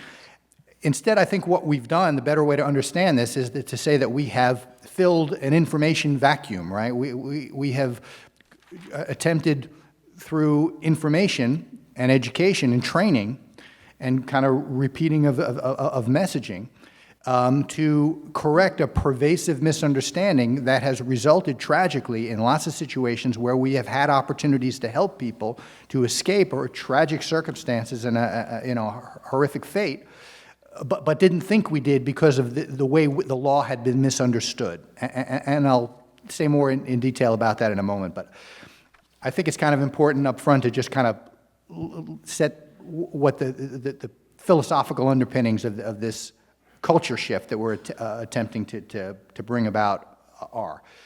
And there's two aspects to it. One I think is kind of grimly realistic, and another that's extremely idealistic and optimistic. And the grim reality part of it is just the recognition of the existence of anosognosia, right? Lack of insight, as a really cruel corollary of severe mental illness for lots of people. Not everybody who suffers from the most severe psychotic disorders experiences anosognosia, which is a neurological syndrome that actually prevents a person from recognizing that they have an illness and have a need for treatment, no matter how painfully obvious that may be to everybody around them. And when we encounter anosognosia, the reality is that our attempts to engage that person to come inside on a voluntary basis, to come to the hospital for an evaluation, perhaps to admit themselves, it's not, in many cases, it's simply not going to happen. And we're going to do everything we can to bring that about, but also recognize there are folks who cannot get there by no fault of their own. It's a part of their illness that they cannot see what is happening to them and the reason for it. So, that's the kind of unpleasant part of it that I just think we have a moral obligation to acknowledge and deal with. But the idealistic part of this is just a real belief that treatment works and that there are remarkable transformations of folks that are possible. And you heard Scott talk about some of that that's actually happening now when we get somebody on a treatment track. But it has to start with getting them to a hospital, and if they meet the criteria, to actually admit them to the hospital and hang on to them long enough to stabilize them, get the meds right, help them learn some habits of treatment engagement, and do all that work that was talked about in the first panel to set them on a course where we can get them back into the community in a supportive housing environment. That's what this is about. This is about rescuing people from awful circumstances and a really terrible fate. So what then is the pervasive misunderstanding that has been preventing us from doing this in so many cases over the years? It's really about the way the law has been interpreted, right? So in New York, as in every state, we have a basic standard that a person has to be a danger to themselves or others. The actual language of the law is that the person represents a risk of serious harm as a result of their mental illness. And that language is uniform around the country, but what I think makes New York unusual, unlike 47 other states, is that we don't have really specific definition of what it means to be a danger to yourself or others in the law itself. And so this has led to it's in the eye of the beholder situation where the law has been interpreted in a certain way. And the danger to others part, I think, is reasonably straightforward and obvious what it means to be a danger to others. But danger to self is where we have seen some really unfortunate missed opportunities. And that is because danger to self is often interpreted to mean, again, not rooted in the language of the law itself. It's interpreted to mean that you are presenting some risk of imminent harm to yourself. So you're suicidal, or you're engaging in some outrageously dangerous conduct, such as running into traffic or trying to fly off a rooftop, or you have some imminent medical need that if it's not addressed immediately and you can't recognize it, you could die, or it's a freezing cold night and you're going to have hypothermia if we don't get you off the street. All those are situations where I think it's generally been understood that a person's a danger to themselves. But what that has missed is a whole swath of folks, very much like the person you're describing, right, in the Prospect Park subway station, who are a danger to themselves in the sense that their mental illness is preventing them from meeting their basic human needs of food, clothing, shelter, medical care, such that they may not pose an imminent risk of harm to themselves, but they pose a very real and predictable one, and they are headed for disaster. And so when we're observing people in this situation, and I've been out, certainly before this policy shift, this culture shift was announced, I spent a lot of time with our end-of-line operations in the subway stations, with several of our outreach providers, including BronxWorks. Spent a lot of time on the calls that Cassandra talked about this morning, our Coordinated Behavioral Health Task Force, and heard a whole lot of hand-wringing and a lot of literal walking away from people who did meet the legal standard as it has been interpreted by the courts. But because of this narrow interpretation, people thought we couldn't help them, and actually wanted to help, but thought we couldn't. And the case law is actually pretty clear on this. There are cases. The landmark one is the Billy Boggs case from the 80s, but others that have interpreted it since, that make pretty clear that an inability to meet your basic needs, when it's connected to the mental illness, is grounds for removal and it's grounds for admission to the hospital. So that, I think, is what we have been trying to instill, and we'll talk more about how that has worked out, but that's the philosophical basis for it. Thank you, Brian. Councilmember, you I know have studied the response of many cities in your due diligence thinking about this issue and how they've responded to these similar issues. And you're a person who spent her career protecting poor people from inappropriate intrusions from government. So I don't mean to put words in your mouth, but what is your reaction to this change in policy, and what do you think is working and what do you think is not? I mean, I have lots of thoughts on this, and I want to frame it from a place of I am somebody who is living with a mental health diagnosis. I am somebody who has represented hundreds, well over 1,000 clients, the vast majority of which are living with a mental health diagnosis, and quite often a serious mental illness diagnosis. And I will say, with all due respect, I'm going to be a bit critical here. This idea that the mayor has not changed the law certainly is influencing the degree to which that law is being used, leveraged, signaling to NYPD and other agency infrastructure how it should be approached. And personally, I will say I'm more of a fan of the proposed Daniels law than I am of Kendra's law. But I will say, a lot of the rhetoric we have seen from leadership in the mayor is this idea of who is, and I'm going to hit a few of the pieces that were talked about, but this idea of dangerous behavior or not. And I think that's an important point of discussion, because if you listen to the mayor and in some of his interviews, he has said, well, you see the guy shadowboxing on the street, that's dangerous. That's not dangerous. You see somebody yelling to themselves on the street, that's dangerous. That's not dangerous behavior. And I have had the opportunity to travel to different places, Portland, to be on site with the Portland Street Response Team, to stand in the middle of dispatch and watch how they're dealing with and routing these calls, to go to Denver and look at what they're doing with the Denver Star program. And when I was in Portland, I had this really great story that is a good example, but one of the Portland Street Response Team members said, a fundamental difference about a peer and a mental health responder is that we are going to look at a situation and interpret it a lot differently than a lot of other folks are, whether they are EMS, whether they're police, whoever it might be.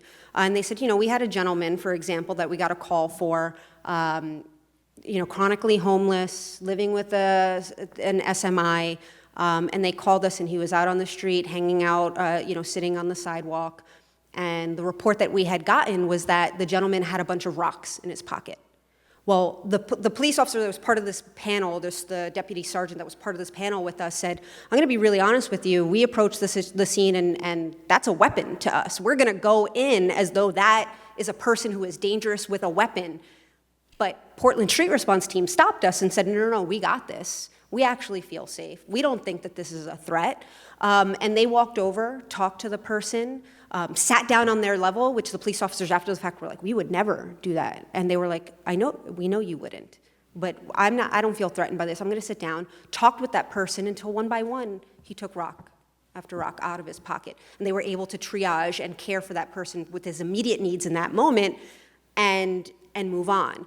But if you have policy instructions or an interpretation of a law that takes behavior and consistently and chronically mischaracterizes it, cutting off the avenue of lesser intrusions and actually like care-forward responses, you're gonna get different results in different places, and that is why we are seeing different results in Portland, in Denver, as opposed to what we're seeing here with Be Heard, which I want to be really clear. I'm really glad we have it. It's a good thing to build on, and I think there are ways to strengthen and make it better. I also want to contend with this idea that treatment is not, and kind of challenge that I don't think treatment is idealistic. I think it's empirically proven to work better, right? And so it's a reality and a not just a moral imperative, but in terms of public health and public safety outcomes, a health and safety imperative. And so, I think the framework that we use when we're approaching communities and trying to solve these problems really informs the way we go about ideating policy solutions and executing and enacting those policy solutions. And I'll give you one more example. And again, I want to apologize because I'm nitpicking a little bit. But we're not rescuing folks. The fact is that we live in an ableist society that has shut folks out of being able to access basic human dignities, right? That a lot of us who are quote unquote different functioning or higher functioning or aren't at the intersection of the disability community, at the communities of color and all of these things.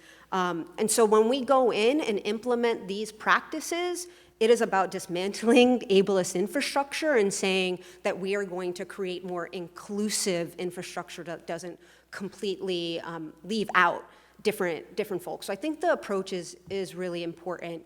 The last thing that I want to highlight is, trying to keep in mind that when we talk about responses, and also just, again, wherever we can, even if it takes 2, 3, 4, 5 touches to get somebody voluntary treatment, I believe is always going to be the better option than exerting an involuntary commitment, with the understanding that there might come that extreme where you have exhausted things and it really is necessary. But I think we should be taking some different approaches and understanding that it's a response. And so when we talk about alternative mental health responses, yes, we need them. It is critical in moving in the right direction, but let's not pretend that it's the be-all, end-all.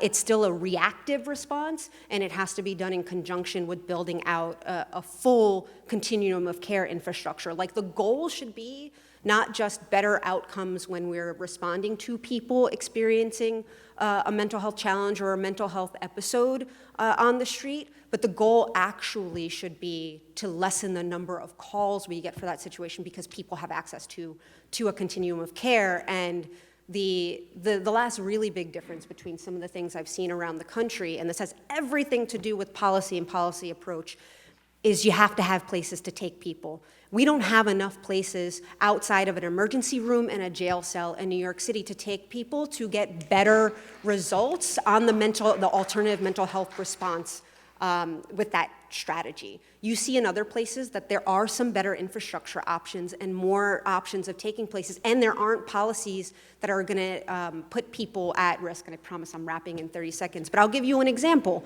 When you put the mayor's policy together and the directives on this together to use this law to its fullest extent, for example, and you put that together with this policy of sweeps on homeless populations, it's a disaster and it flies in the face of best practices. And I'll give you another example.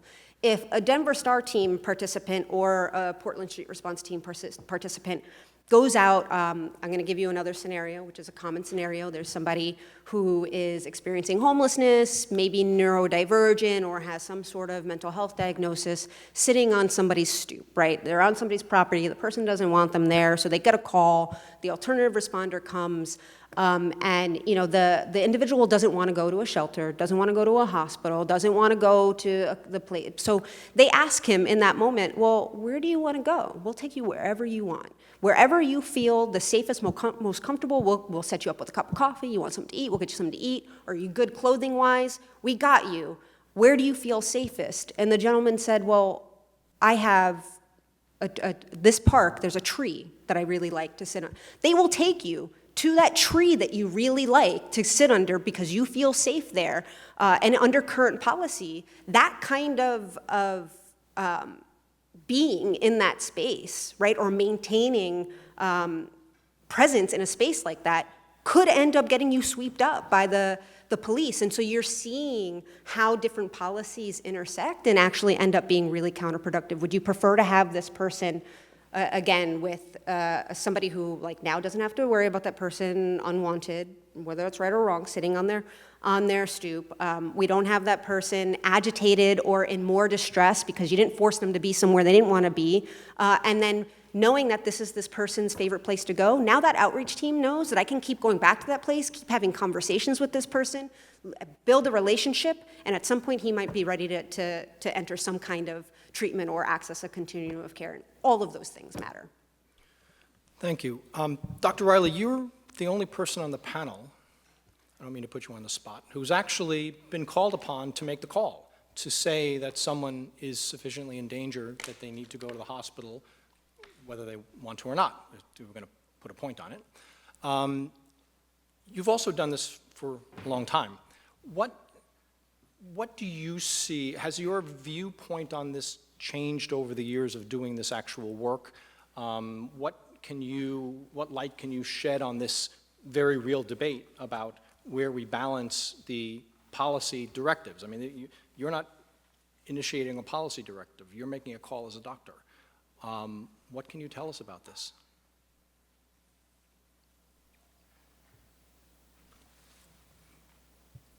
So I've been working as a psychiatrist on the street for 20 years, and I work with Department of Mental Health, who's really involved with homelessness, which is really fantastic, really helpful for us, because they're really responsible for people with severe mental illness and have a responsibility to take care of people and to eventually house people. We like Brian was talking about, Massachusetts has a narrow interpretation of danger to self, so that and I'm really interested in what's going to happen in New York with this involuntary removal policy. Because what we have to do in Boston is wait for people to be pretty desperate before they get hospitalized. Lots of times we have to wait. We see people really suffering on the street, not doing well, not eating well, and unable to care for basic needs like get clothing and get food. And it breaks our heart, especially when I go home at night and it's 10 degrees, and I'm thinking about my warm house and about a 70-year-old woman lying on the sidewalk. So we work with teams, and if we do decide to involuntarily hospitalize someone, we kind of try to come to a consensus. So if there's an outreach worker that we know who has a really good relationship with the person and says, this person's really close to accepting a safe haven bed, for example, then, we'll hold off. But usually and again, we have to wait till people are, in imminent danger. So usually we wait until someone is out in the cold and is at risk for hypothermia. Or we wait until people have medical illnesses. We have several women outside who have leg infections. So when they need medical treatment for their infections, then we can send them to the hospital. We had a man who was outside for 20 years, and we loved him. He's really charming. We'd bring him tea and coffee rolls, and but I'd say to myself, what are we waiting for? This poor guy should, he would probably do well in housing, but he was actually too disorganized. He couldn't really have a rational conversation about getting into a safe haven bed or getting into a DMH shelter. So he was surrounded by, he was by a college, and a lot of the college kids would give him food, but they'd bring him like a dozen donuts, or like 16 packages of cookies. So he wouldn't throw the food away. So he would be surrounded by food, and then rats came. I just thought, we really need to help this person. So he got bitten by a rat. So we used that as an excuse or a reason to get him hospitalized. He ended up doing really well. He was there, the hospital, he was at McLean Hospital, which is sort of a famous hospital. We were thrilled that he got admitted there. But the staff took really good care of him. They talked him into taking medication so they didn't have to go to court and get a medication order. But he kept telling them that he was going to get discharged and go to Saudi Arabia. He didn't know anything about Saudi Arabia and had no connection. But it was a delusion. And so we were really worried he would return to the street. And when people are hospitalized, our teams go and visit the person. We bring them treats. We talk to the staff. We meet with the person and the staff to sort of see where the person is at in terms of accepting an alternative to the street. So he was there for 2 months, and the medication worked. And then he said, we were telling him that we have a DMH shelter that he can go to right downtown. And he finally said, okay. So we went there, and he's still there. He's doing really well. He goes to the day program. He's the star of the day program. Everybody loves him. He gets Invega Sustena, which is a monthly shot that has really helped him to, be able to have relationships and enjoy the day program and to stay housed. Thank you. Kimberly, you have an extensive career advocating around mental health programs, and I'm interested in your perspective. The Councilwoman, not to put words in your mouth, but one of my summaries of your comments is that there are missing parts of the continuum of care. So if these things are not in place, we're like jumping to involuntary hospitalization when other things might be effective that should be tried certainly first, maybe never do it, but certainly there are other things that we should try first. What, from your perch overlooking the mental health system, is missing that would help us? And by the way, I do want to, Scott Auerwater made the point earlier that this is a very rare instance, and I think that by anyone's reckoning, the number of instances in which someone is actually compelled to receive an evaluation or treatment, very, very small vis-a-vis the total homeless population. But obviously, we could perceive that as a failure of more upstream programs. So what's missing from the mental health system that you think would be helpful to make certain that these kinds of removals are rare and infrequent? Thank you so much. First, before I answer your question, what I'd like to really I think it's important to just come out and understand and contextualize. My background is not because I went to fancy schools. It's not because I'm the director of the National Alliance on Mental Illness of NYC's public policy program. It's because I'm someone who lives with serious mental illness. At the age of 5, I was court ordered to get a psych eval because of the symptoms that I was experiencing. So I know firsthand, maybe not what it's like to be involuntarily transported to a hospital, but to be forced to sit with a doctor and that doctor really not understand your cultural beliefs, where you're coming from, and why it is that you are exhibiting some symptoms, okay? And that was here in New York. So that was 3 decades ago, or, I'm actually not gonna tell you. Wasn't that long ago. But I will note that not much has actually changed, right?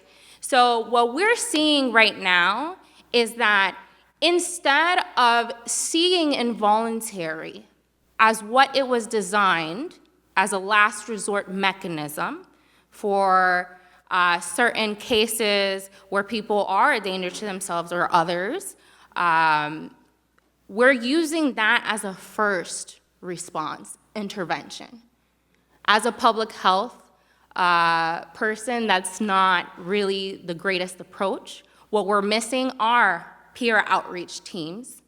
My organization for over 40 years has focused on peer education, classes, support groups, but not just that. Something crucial that is missing is family and caregiver support, all right? So coming from a peer perspective, what does it mean for me to go through treatment if my social supports around me are not built for success for me, or to understand what I'm going through, what I will need to sustain my recovery? We focus on that at NAMI NYC, but we are seen as treatment adjacent. We're not seen as direct services that we can bill for. Everything comes from, philanthropy almost. And we have tried to make commitments from the city and the state to focus on that family and caregiver support that is necessary, because the first step towards any of the anecdotes that any of you have mentioned today is a deterioration of your social support, your network, your partner, your mother, your father, the people around you who you live with. The first step to being on the streets is usually them not understanding what is going on. Or then we look at systemic issues, right? That's the first inner circle. We move forward to the system, and the system is, you don't have enough money. Everything is out of network in the city. I don't know if you've known. If you have tried to get a therapist during the pandemic, I worked at NAMI NYC. It took me forever to get a therapist. That's a shame, right? So if you can get the therapist, your insurance doesn't cover it. You don't have the money for out-of-network fees, sometimes $400 a session, especially when you're thinking of SMI and some of the nuances in the care and some of the medication that is used off-label, and fail first policies that happen at the state, where you have to fail first on a piece of medication because that's what your insurance wants you to try first, and see you fail and deteriorate until they can cover the real medication that your doctor advised. So when we look at the systems, I commend this city, this administration, for really opening up the dialogue, understanding that there is an issue, that we have a persistent mental health crisis, and our governor for putting forth a lot of different commitments this year, but we're missing wraparound care with supportive housing. Involuntary removals is just a Band-Aid, because guess what? If your policy says one thing, that doesn't necessarily align with what the triage nurse or the charge nurse at the ER's policy is for the psych evaluation as to who can be admitted. So now I'm on one side of the city having a quote, what we failed to define before was that this policy was brought into anybody who can't meet their basic needs can be involuntarily removed. And we have a lack of transparency in data. That's why City Council called for a hearing earlier this year. We don't know, really. Reporters are doing work. That's how we're getting information. We don't know how many NYPD officers are using the hotline to consult with a clinician before determining what constitutes as grounds for involuntary removal, but we do know that the last time we had a report, it was 0. So somebody's just on a hotline getting paid when we could be using that towards resources such as supportive housing with wraparound care. Even with supportive housing, I would like to point everybody to Shout NYC. They're a tenant-led application, tenant-applicant-led also organization. They focus on all the issues with supportive housing. Many of them have serious mental illness. And the quality standards of care are not even inhabitable. You know, they have discriminatory practices to trying to even get into supportive housing, right? So just to wrap up, because I know I'm going on a tangent, I'm sorry, I feel really passionately about this. We need peer-led outreach teams. Peers need to be at every crux, or at every level of interventions. Before this policy was announced, peers should have been consulted because we could have advised against a lot of issues. CBOs could have been consulted. We weren't consulted. City Council, thankfully, before their mental health roadmap, actually did consult many of us because they wanted to get it right in response to what was going on, right? Peer outreach teams, we need that. We need peers on the non-police crisis response lines. We need integration of 988, which for many of you who don't know, 988 is our nation's 3-digit mental health crisis line, all right? We have some issues with that. And no, the city's not working towards fixing that or towards integrating it or even educating the community. My family doesn't know. I live with serious mental illness. What if one day I have dissociative amnesia? That happens to me. They wouldn't know who to call. They wouldn't know that they could call in Spanish, right? So these are the things that we need to be committing our money towards. And they're not things that are easy fixes like removing people and removing their rights to self-determination. And then that way nobody sees the problem on the street. Because the real answer to the problem would take way longer and would be an acknowledgement of this administration of decades of neglect to our community since the deinstitutionalization of psychiatric hospitals. We were supposed to have housing, reintegrated into society, money for care, food, EBT. We don't have these things, and that's why you see us on the street. So I just want to stop there. Thank you.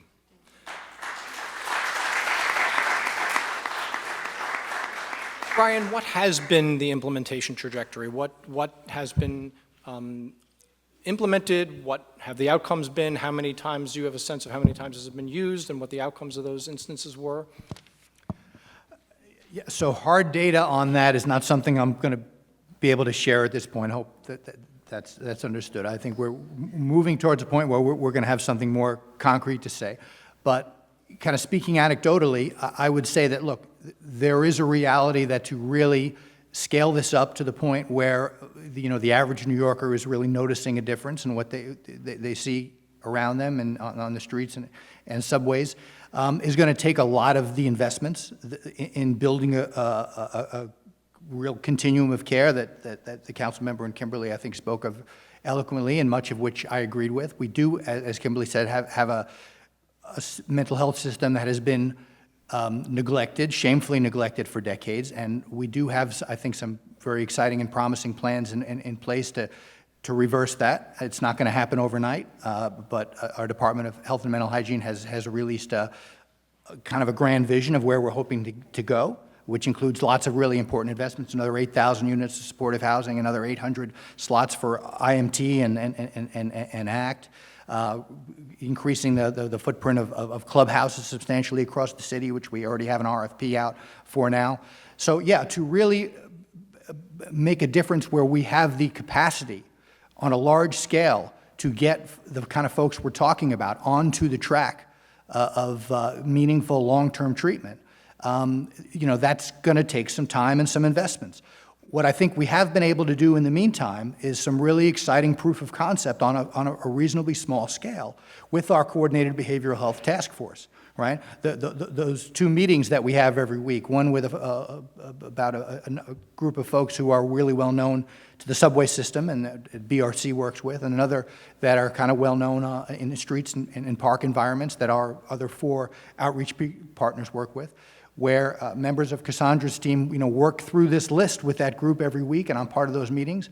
And the ability to think more broadly about our ability to help folks and when they actually are presenting a danger to themselves in particular, in a way that we have a reason to take action on, has led to some extraordinary results. And again, because it's on a small scale, we're able to prioritize those folks for the resources we currently have. So that has a lot to do with why we're having success with them.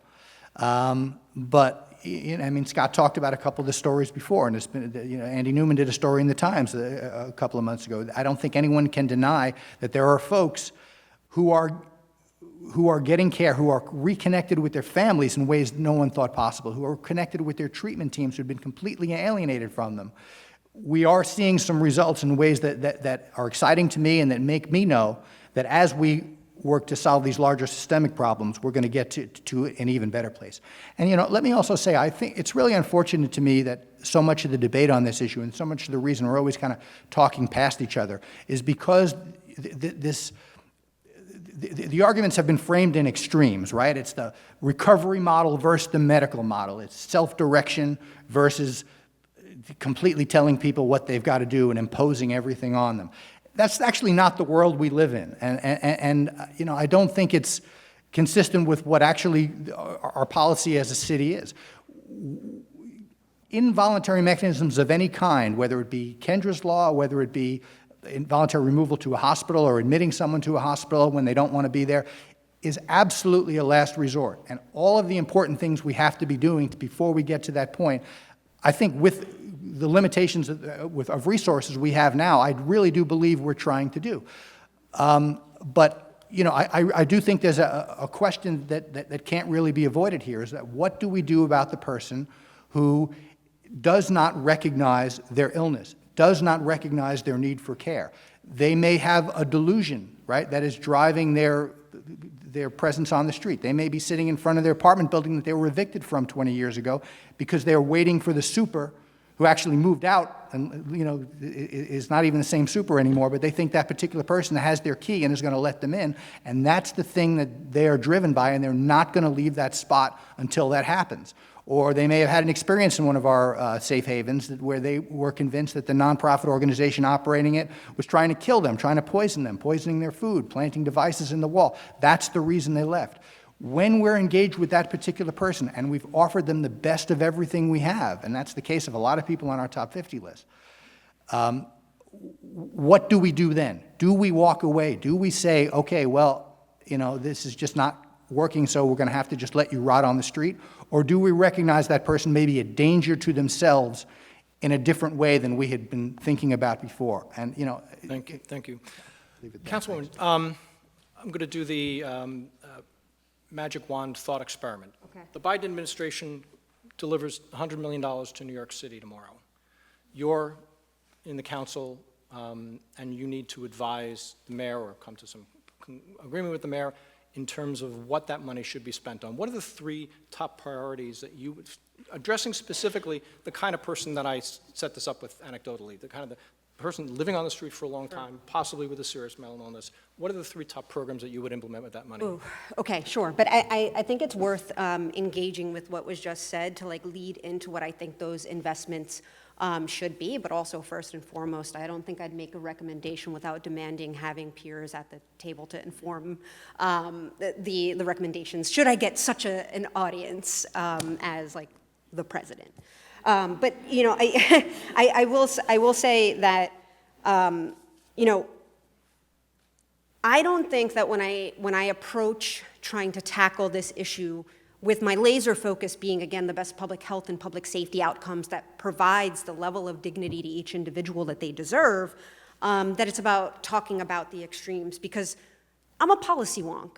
In my mind, systems should be built for the majority of situations and be flexible and nimble enough to be able to then address an extreme or an outlier. Maybe not to the best efficiency or capacity, but like that is what we build systems to do, and then recognize that we're going to keep trying to get better and better. And so, you know, when I feel like I come to a head or a tension, using the administration or maybe some other folks as an example, it's because I think that what is missing from this infrastructure or plan that's being laid out is one, the obvious thing is that the roadmap sounds nice, but with pegs across the board and 15% more cuts coming down the pipeline, it's an unfunded mandate. And so it sounds nice, but I don't know how we get there. But that there's really a lack of transparency, and that lack of transparency leaves a gap in having a ton of experts, people with lived experience, people who are charged with oversight in our city, the council, for example, to be able to assess the efficacy of a program and be able to have a conversation about how do we get better outcomes and what are actually best practices. So, you know, I'll give you an example, and this has been a frustration of mine, is that we know that by the numbers based on the reports from BHERD, and again, I want to be really clear about this. I am so happy that BHERD exists. I want it to be. BHERD is our alternative mental health response. It started in a couple of areas in the city. It's expanded a little bit. Again, it expanded without more money, so I don't know what that expansion looks like. It really does. And that's also a question about data and transparency.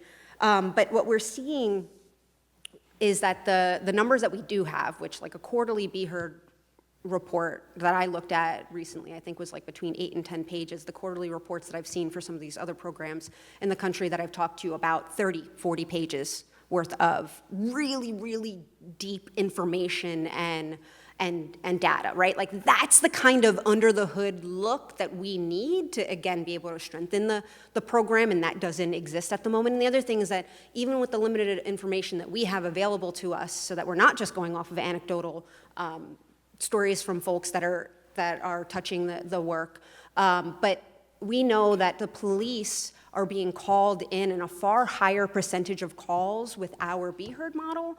This is just one example, as with then Portland Street Response, then Denver Star, then Cahoots. And so the question I pose is, because I say, well, what's happening here? Because there's too many gaps, I can't see it, because I don't think that anybody can make the argument that people who are experiencing serious mental health issues in New York City are fundamentally so different than people experiencing serious mental illness in other cities around the country that we must have police responding at a higher percentage of the time than they are with these other alternate responses. And so, like, for me to be able to bear that out, whether it's true or not, and I would guess that it is not true, we need more information. And so, you know, the critique that comes from me is like, I want more information. I want there to be, you know, more conversations about actually how this is working, and having more people at the table to make sure that we're getting the best outcomes possible. So if I'm going to ask for 3 big investments, and then I'm going to say like, hey, do you agree with this? I would say, one, really investing in like wraparound infrastructure in terms of expanding, you know, the number of clubhouses, the number of supportive housing that's available, like, which I'm cheating because that's several things. It's like good, permanent public health infrastructure. I would say expanding OPCs 24 hours in every borough. You know, not only do they prevent overdose deaths, and we know that, you know, like, trauma and mental health issues and the inability to treat those things often leads to substance use disorder and contributes to the overdose crisis that we're seeing. But those places are such beautiful places of support and care and dignity that they're a really good way to get people onto a track of like getting a PCP for the first time, being able to wash your clothes. Like, it is just a one-stop shop. So it's a beautiful piece of infrastructure. I'd be like, please fund this in every borough, 24 hours a day. Let's get that done. The other thing is that I really believe that we need to spend a lot of money getting pay parity for like other response workers outside of police. So if you are, thinking about going into response work, you're gonna apply to be a firefighter or a police officer and not an EMT or an EMS worker because you get paid shit. It is not worth it, and we need more people in that line of work. And when I talk about creating that not just pay parity, but expanding, I think the city's job is to create a workforce that meets the city's needs. And so incentivizing and really making it attractive to be like an EMS worker or EMT worker, great, but also peer workers we should be creating a beautiful, robust pipeline so that peers can make a career out of the life-saving work they're already doing for nothing. And that the effect of that is, like, the investment that you're making is making sure that peers who are living and maintaining their health on an everyday basis continue to do so because they're gainfully employed with good insurance, et cetera, and then they're helping other folks, and they are the best people to help other folks. So I think those are the big bucket areas that'd be like, please give me all the money for that. Thank you. Eileen, what can we learn from Boston? So you're hearing this kind of description of gaps in the continuum of care. What does the continuum of care look like in Boston? What are all the services that someone who you might eventually move into the hospital receives that we can learn from and we can improve their situation before we get to the point where it's a confrontational intervention?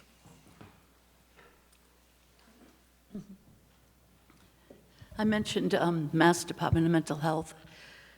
About 25 years ago, the director in Boston, the medical director, decided that he didn't know much about homelessness.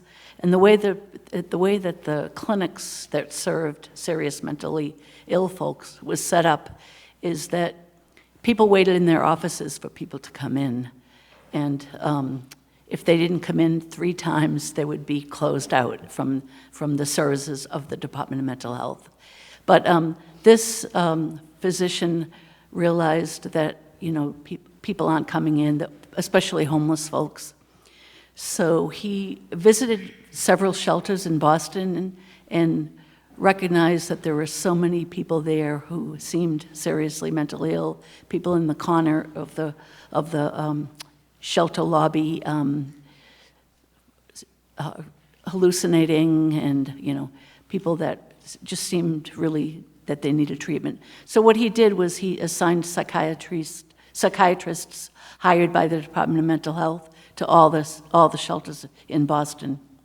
And then there was money to form a homeless outreach team. So there's a homeless outreach team in Massachusetts paid by the Department of Mental Health, in Boston rather, that goes out on the street and determines who is in need of services of the Department of Mental Health.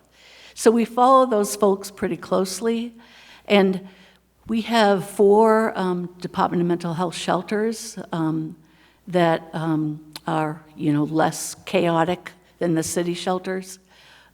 So we try to invite people who are in the shelters and on the street to come into those shelters. They're much calmer. People are assigned a case manager to immediately start working on a housing plan. And there's a lot of people in the Department of Mental Health shelters who aren't treated and don't want to be treated. Usually they have, inability to recognize their illness that Brian talked about. But, they're doing okay. And some people can get housed without being treated. And then we have rounds with the director of the Department of Mental Health. It's called People Who Are Difficult to Engage rounds. So we talk about people in the shelters and on the street who we've been trying to get, talk into taking a safe haven bed or a Department of Mental Health shelter bed, and that we just can't. So we try to brainstorm. We invite everybody who knows the person, so the primary care physicians, case managers, anybody who is dedicated to that person, dedicated to helping that person. And we kind of brainstorm. Sometimes, we can't really come up with much, but at least we have a chance to focus on that person. And then it reminds us, we have to try to do more outreach, or we have to try to better engage the person. There's someone outside right now who she has a lot of delusions, and I talked to her about going into a safe haven, and she said, "Oh, I'm moving out of Boston next week," and then several months later, she's still in the same spot.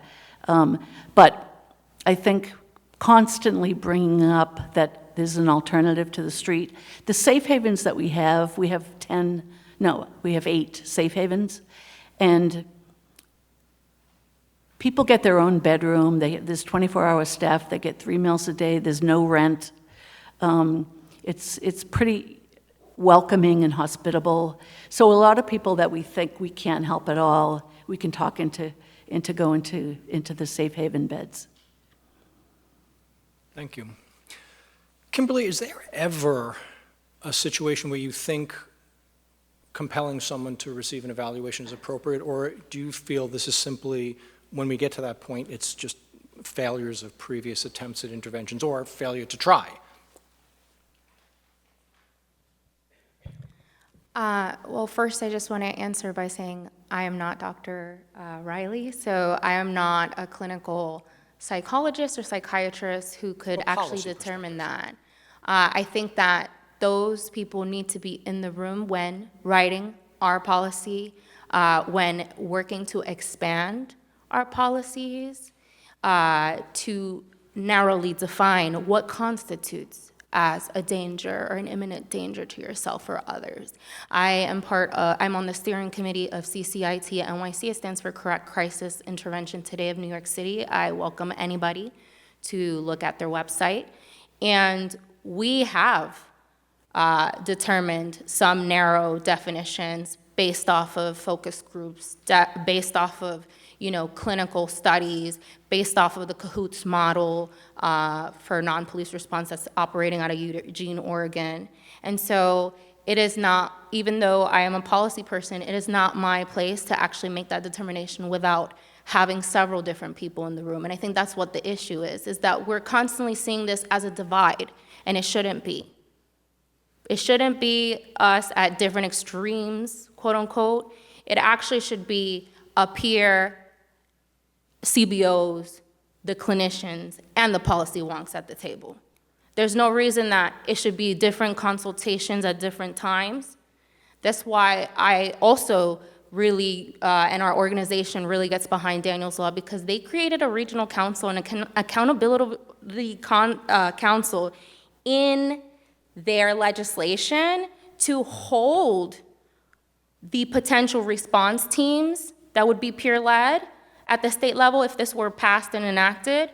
They have a council that would oversee that with different people to be able to make those determinations. So I know that's not probably the answer you would like, but I do see— I wanted the answer you wanted to give. Yeah. Can I add to that very Please, quickly? of course.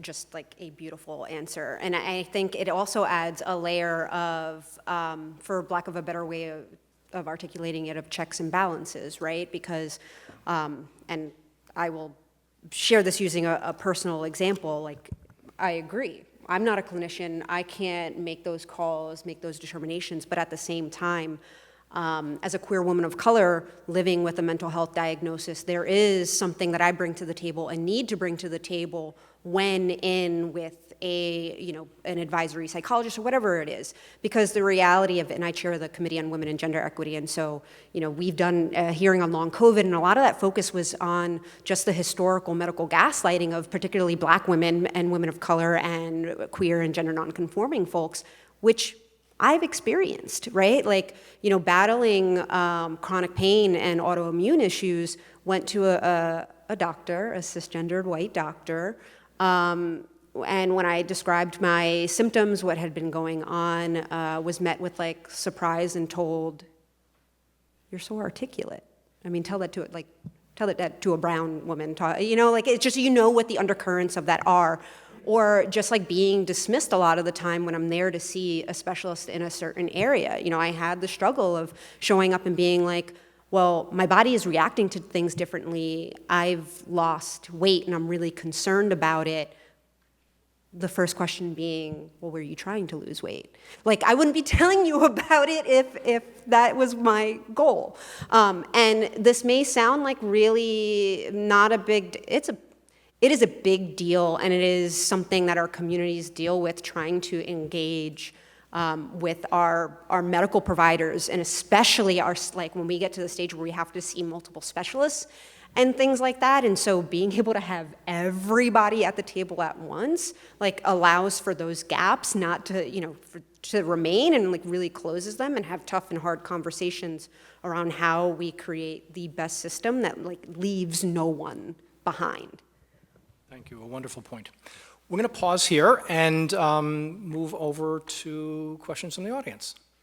What, if any, peer representation do you have on the Coordinated Behavioral Health Task Force, and what are their roles in that forum?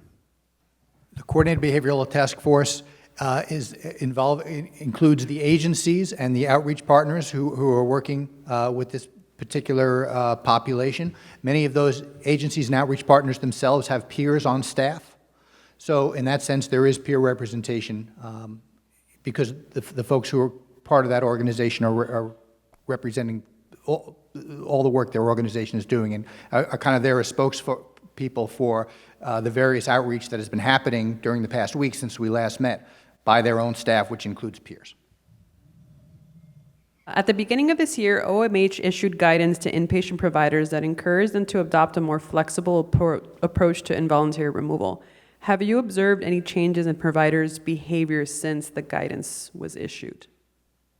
It sounds like a reference to the guidance that was issued by OMH in early 2022 that essentially said the same thing that the mayor's been saying since his speech in November. Right? The mayor's attempt to create a culture shift very much amplified that guidance. So the messaging there is that, in fact, there is a broader sense of what it means to be a danger to oneself than is generally understood, and there is not a need for imminent risk of harm before we can say a person presents a danger to themselves, as long as it appears that they are on a really bad trajectory and we're observing things that make it clear that they're not taking good care of themselves. So I would say that the combination of that guidance with the efforts that we've been making in the city have in combination led to a much broader understanding of it. And look, when the mayor gave his speech, there was a lot of misconstruing of it, a lot of misinterpretation, and a lot of things that came out in the press that were unfortunate and frustrating, that just kind of twisted it and took it in really unfortunate directions. But all that said, I'm actually glad we did it as we did. I think it has started a conversation. It has led to forums like this and others where we've actually had opportunities to really talk to people about what the law allows us to do in terms of helping people, and it has had really good outcomes for many. Kimberly, did you want to add to that? Yeah, a couple things. I want to just clarify this notion of culture shift, because culture shift happens when communities are at the table and they're educated before and throughout the process, not at the launch of a policy directive. So we need to really avoid this language, and I really would like for the question to actually be answered, because I feel as though outcomes were not actually presented. If I could add to that, I will say that, rhetoric matters, because if you are an executive of a city who then is, your agency heads are taking your cue from there, that means something. And so when you take a law and you say, well, we're going to take a broader interpretation of it, and you're hearing from the most powerful executive in the city that the guy shadowboxing on the corner is a danger to himself, that's going to inform the way that the beat cop, the people who, because so many, when you look at the number of city workers we have, the majority of them are police officers. So just by the numbers, the first person who is going to interact with somebody on the street is going to be a police officer. And so we were told that there was going to be a different approach, even if a police officer came, that they were equipped with this great hotline number that they can call to get on the phone with the clinician. Do you know how many times that hotline hotline has been called? Zero. None. Never. A police officer has never consulted that hotline to get best practices from a clinician out in the street when making that first contact. And so, like, those are the pieces of information that matter. It matters a ton. And I also want to say this. The law is not a doctor. And so the law does not always equal best medical practice. And I practiced law for almost a decade before coming into the council, and it was incredible to me that we were tasking and allowing prosecutors and judges to make medical determinations that they had no business making. I would come in with my client and bring their doctor with me and get them on the record and have them make a recommendation, only to have the folks who make and implement and enforce the laws say, we're going to ignore the medical expert on what this person needs, and we're going to punish, or we're going to control, or we're going to dominate, or we're going to take this patriarchal approach that we know better. We know better than this person's doctor, not even a doctor, this person's doctor. And that's a real problem that I think that we have to contend with. The law is not best medical practice, and that is exactly why SEIU, CIR-SEIU, the union of doctors and residents and interns, came out in opposition of this policy as the people who are treating these folks, to say, hey, this isn't best medical practice. So the law and best medical practice, they're not one and the same, and I think that's important to remember, too. Can I respond to some of that? Thank you. So first of all, I think it's important to actually recognize how the legal process works for any opportunity to civilly commit somebody to a hospital. That is, when a person is admitted to a hospital by a doctor who makes a determination, ultimately that person has an opportunity to challenge that confinement in court. And so, we are in a situation where, yes, a judge is making a determination as to whether the person meets the criteria. But the law is pretty clear that that determination must be based on medical evidence that is expert testimony that is presented in the court. So this is not something that's happening without a medical professional, a doctor, a psychiatrist, who has examined this person, evaluated this person, and is establishing to the judge by clear and convincing evidence that the person meets the criteria. And might the law be better if we had other doctors rather than judges making those decisions? I think that's a debate we could have, but that's the law we have now, and it absolutely is rooted in a medical finding in every case.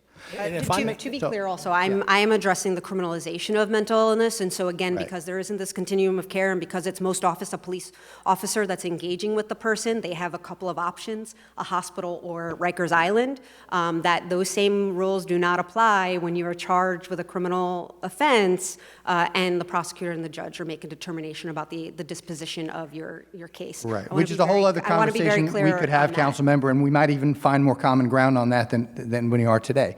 But, I also just want to respond to this, because it's been brought up a couple of times, this idea that the mayor has suggested that the person shadowboxing is dangerous. I think that's an example of how much of our messaging on this has been kind of misconstrued and twisted and taken in different directions. The suggestion was not that that person shadowboxing, keeping to themselves, throwing kind of tight little punches and staying away from other people, is dangerous in the sense of being scary and is at a risk of committing violence or throwing one of those punches at somebody else. What the mayor was trying to convey, and what I think I'm trying to amplify here today, is that that person may be a danger to themselves, right? They're demonstrating psychiatric illness in their behavior. At the same time, if we can look at them and see that they are doing a really poor job of taking care of themselves as a result of that mental illness, that is, we see that they are emaciated, we see that they're filthy, they may smell of urine. Even if that person is not at imminent risk of harm, the point is they are a danger to themselves in that sense. It's not about stigmatizing or trying to have people be more scared of people we encounter in this situation. It's about sympathy, it's about empathy, it's about care, it's about what we'd want if that person shadowboxing was our brother or our dad. I'm sorry. I want to bring Dr. Riley into the mix because as a patient, I know what constitutes as a risk to myself or other. It's like a tier 1 state where you can be really at harm, suicidal, certain manic episodes. And so for you to sit here and say that the person who's shadowboxing, because of the failure of our city to help them figure out a way for clothing, shelter, food, or whatever got them there, is now you're putting the onus on the individual as if it's their fault, when that's a cry for help, but it's not a cry for involuntary, all right? So if I'm a risk to myself or other, I'm probably cutting myself. I'm probably doing something that is going to determine my therapist, my psychiatrist, then saying, oh, she needs help, right? But me coming in and smelling with some BO, my psychiatrist is not gonna tell me to go to the hospital. And that is the truth. So I want Dr. Riley to actually respond. And in your determination, what would constitute a situation where an individual is really a danger to themselves or other, because I'm just the patient here, right? It would be better to hear from a doctor. I think the law isn't just danger to self, but it's inability to care for self. That's the law in Massachusetts, and I think that's the law. So the point that we're, right, I'm sorry, Sis, here you go. I apologize. No, I didn't mean to cut you. I thought you were asking me a question is the only reason I grabbed the mic. No, Yeah. I'm glad you did that. Okay. She's speaking. I thought she was asking me a question, so I No, thought... I did ask. Oh, appreciate that. Thank you. So, right, so we do not have a separate standard for inability to care for self, but our courts have said inability to care for self is a form of danger to self. It is encompassed within what it means to be a danger to oneself. If I may step out of the role of moderator for 1 second to make an adjacent point, this is a great debate to have, but since we have taken, or the state mental health system has taken thousands of psychiatric beds offline over the course of COVID and has not yet brought them back, some of this is an academic discussion. We've got to advocate to get those psychiatric beds put back online. Natalie, next question, please. Did you want to complete your answer? Yeah. Oh, I thought she did. Yeah. I'm sorry. Sorry. Well, I think for the person that's shadowboxing, you have to really put it in context. So it takes caseworkers and psychiatrists out on the street, for months, observing that person, getting to know the person, and then put it in context. Is the person unable to access food, shelter? And a lot of it, I think a lot of people don't really understand this, and Brian mentioned this, is that if someone has schizophrenia or bipolar disorder, the part of the brain that recognizes the illness is not working. And I always have to remind myself of that when I get sort of frustrated by people who, are denying need for treatment. But it's really a neurological thing. So people can't really understand that they have an illness and that medication could help. So again, the person who with rocks in their pocket or shadow boxing, you have to know much more about the person than just the rocks in the pocket. And I don't think anyone would be involuntarily removed for just having rocks in the pocket or shadow boxing. But it would really be more about how the person is functioning and how the person is sometimes not being able to access food. I knew a woman who was sitting on a bench waiting for Michael Jackson to come get her, and she was in really terrible shape, and we'd beg her to come in and take a shower and get clean clothes and get some food, and she kept insisting, Michael is coming, I have to stay on this bench. And she had, she really had no idea that she had a mental illness. So I think people like her, luckily she eventually got hospitalized when she was outside in extremely cold weather and did really well when she was on medication. That's all. Thank you. Yeah, We have Time for one more, Natalie? We do, yes. This will be the last one. How can we hold hospitals accountable for actually treating people who need it? Put beds back online, sorry. Well, the first thing I would say is to fully fund our hospital system and make sure that we're taking care of our safety net hospitals and that we're getting Gotham clinics in every council district, because I know that that's the plan, but it's currently not there. I grew up in Queens, born and raised in Queens. We have closed 20 hospitals in the past 20 years. The hospital I was born in does not exist anymore. And so, we can't even get to a question of accountability until we're addressing the fact that the infrastructure isn't there. Yes, I would also like to add that I really hope that our governor, follows through with her recent commitment. She has publicly announced that she will be putting a fine on hospitals who are not bringing back the beds that have been put offline during the state of the emergency, during COVID-19, in order to best utilize those beds for the state of the emergency, because obviously those beds are not always lucrative to hospitals, so they have a lot of incentive to not bring those beds. But I also want to just divert away from the idea that hospitalization is the best response, because it's not the best response for everybody. And we also have to work on the same with hospitals, staffing. I really can't wait, you guys, to tell you guys about our ER survey at NAMI NYC. We're working on it. We are interviewing people or surveying people who are on the peer side, so somebody who has gone to an ER for a psychiatric emergency, and family members or accompanying loved ones, to get different perspectives, because sometimes when we're in certain states, we perceive things differently, right? And so from that, we know that because of the lack of beds, because of the lack of care, some people are staying on gurneys up to 3 days in hallways, sitting on the floor of waiting rooms, waiting to get admitted, right? So when we think that hospitalization is the best first line, I wouldn't say that that's always the case here in New York City.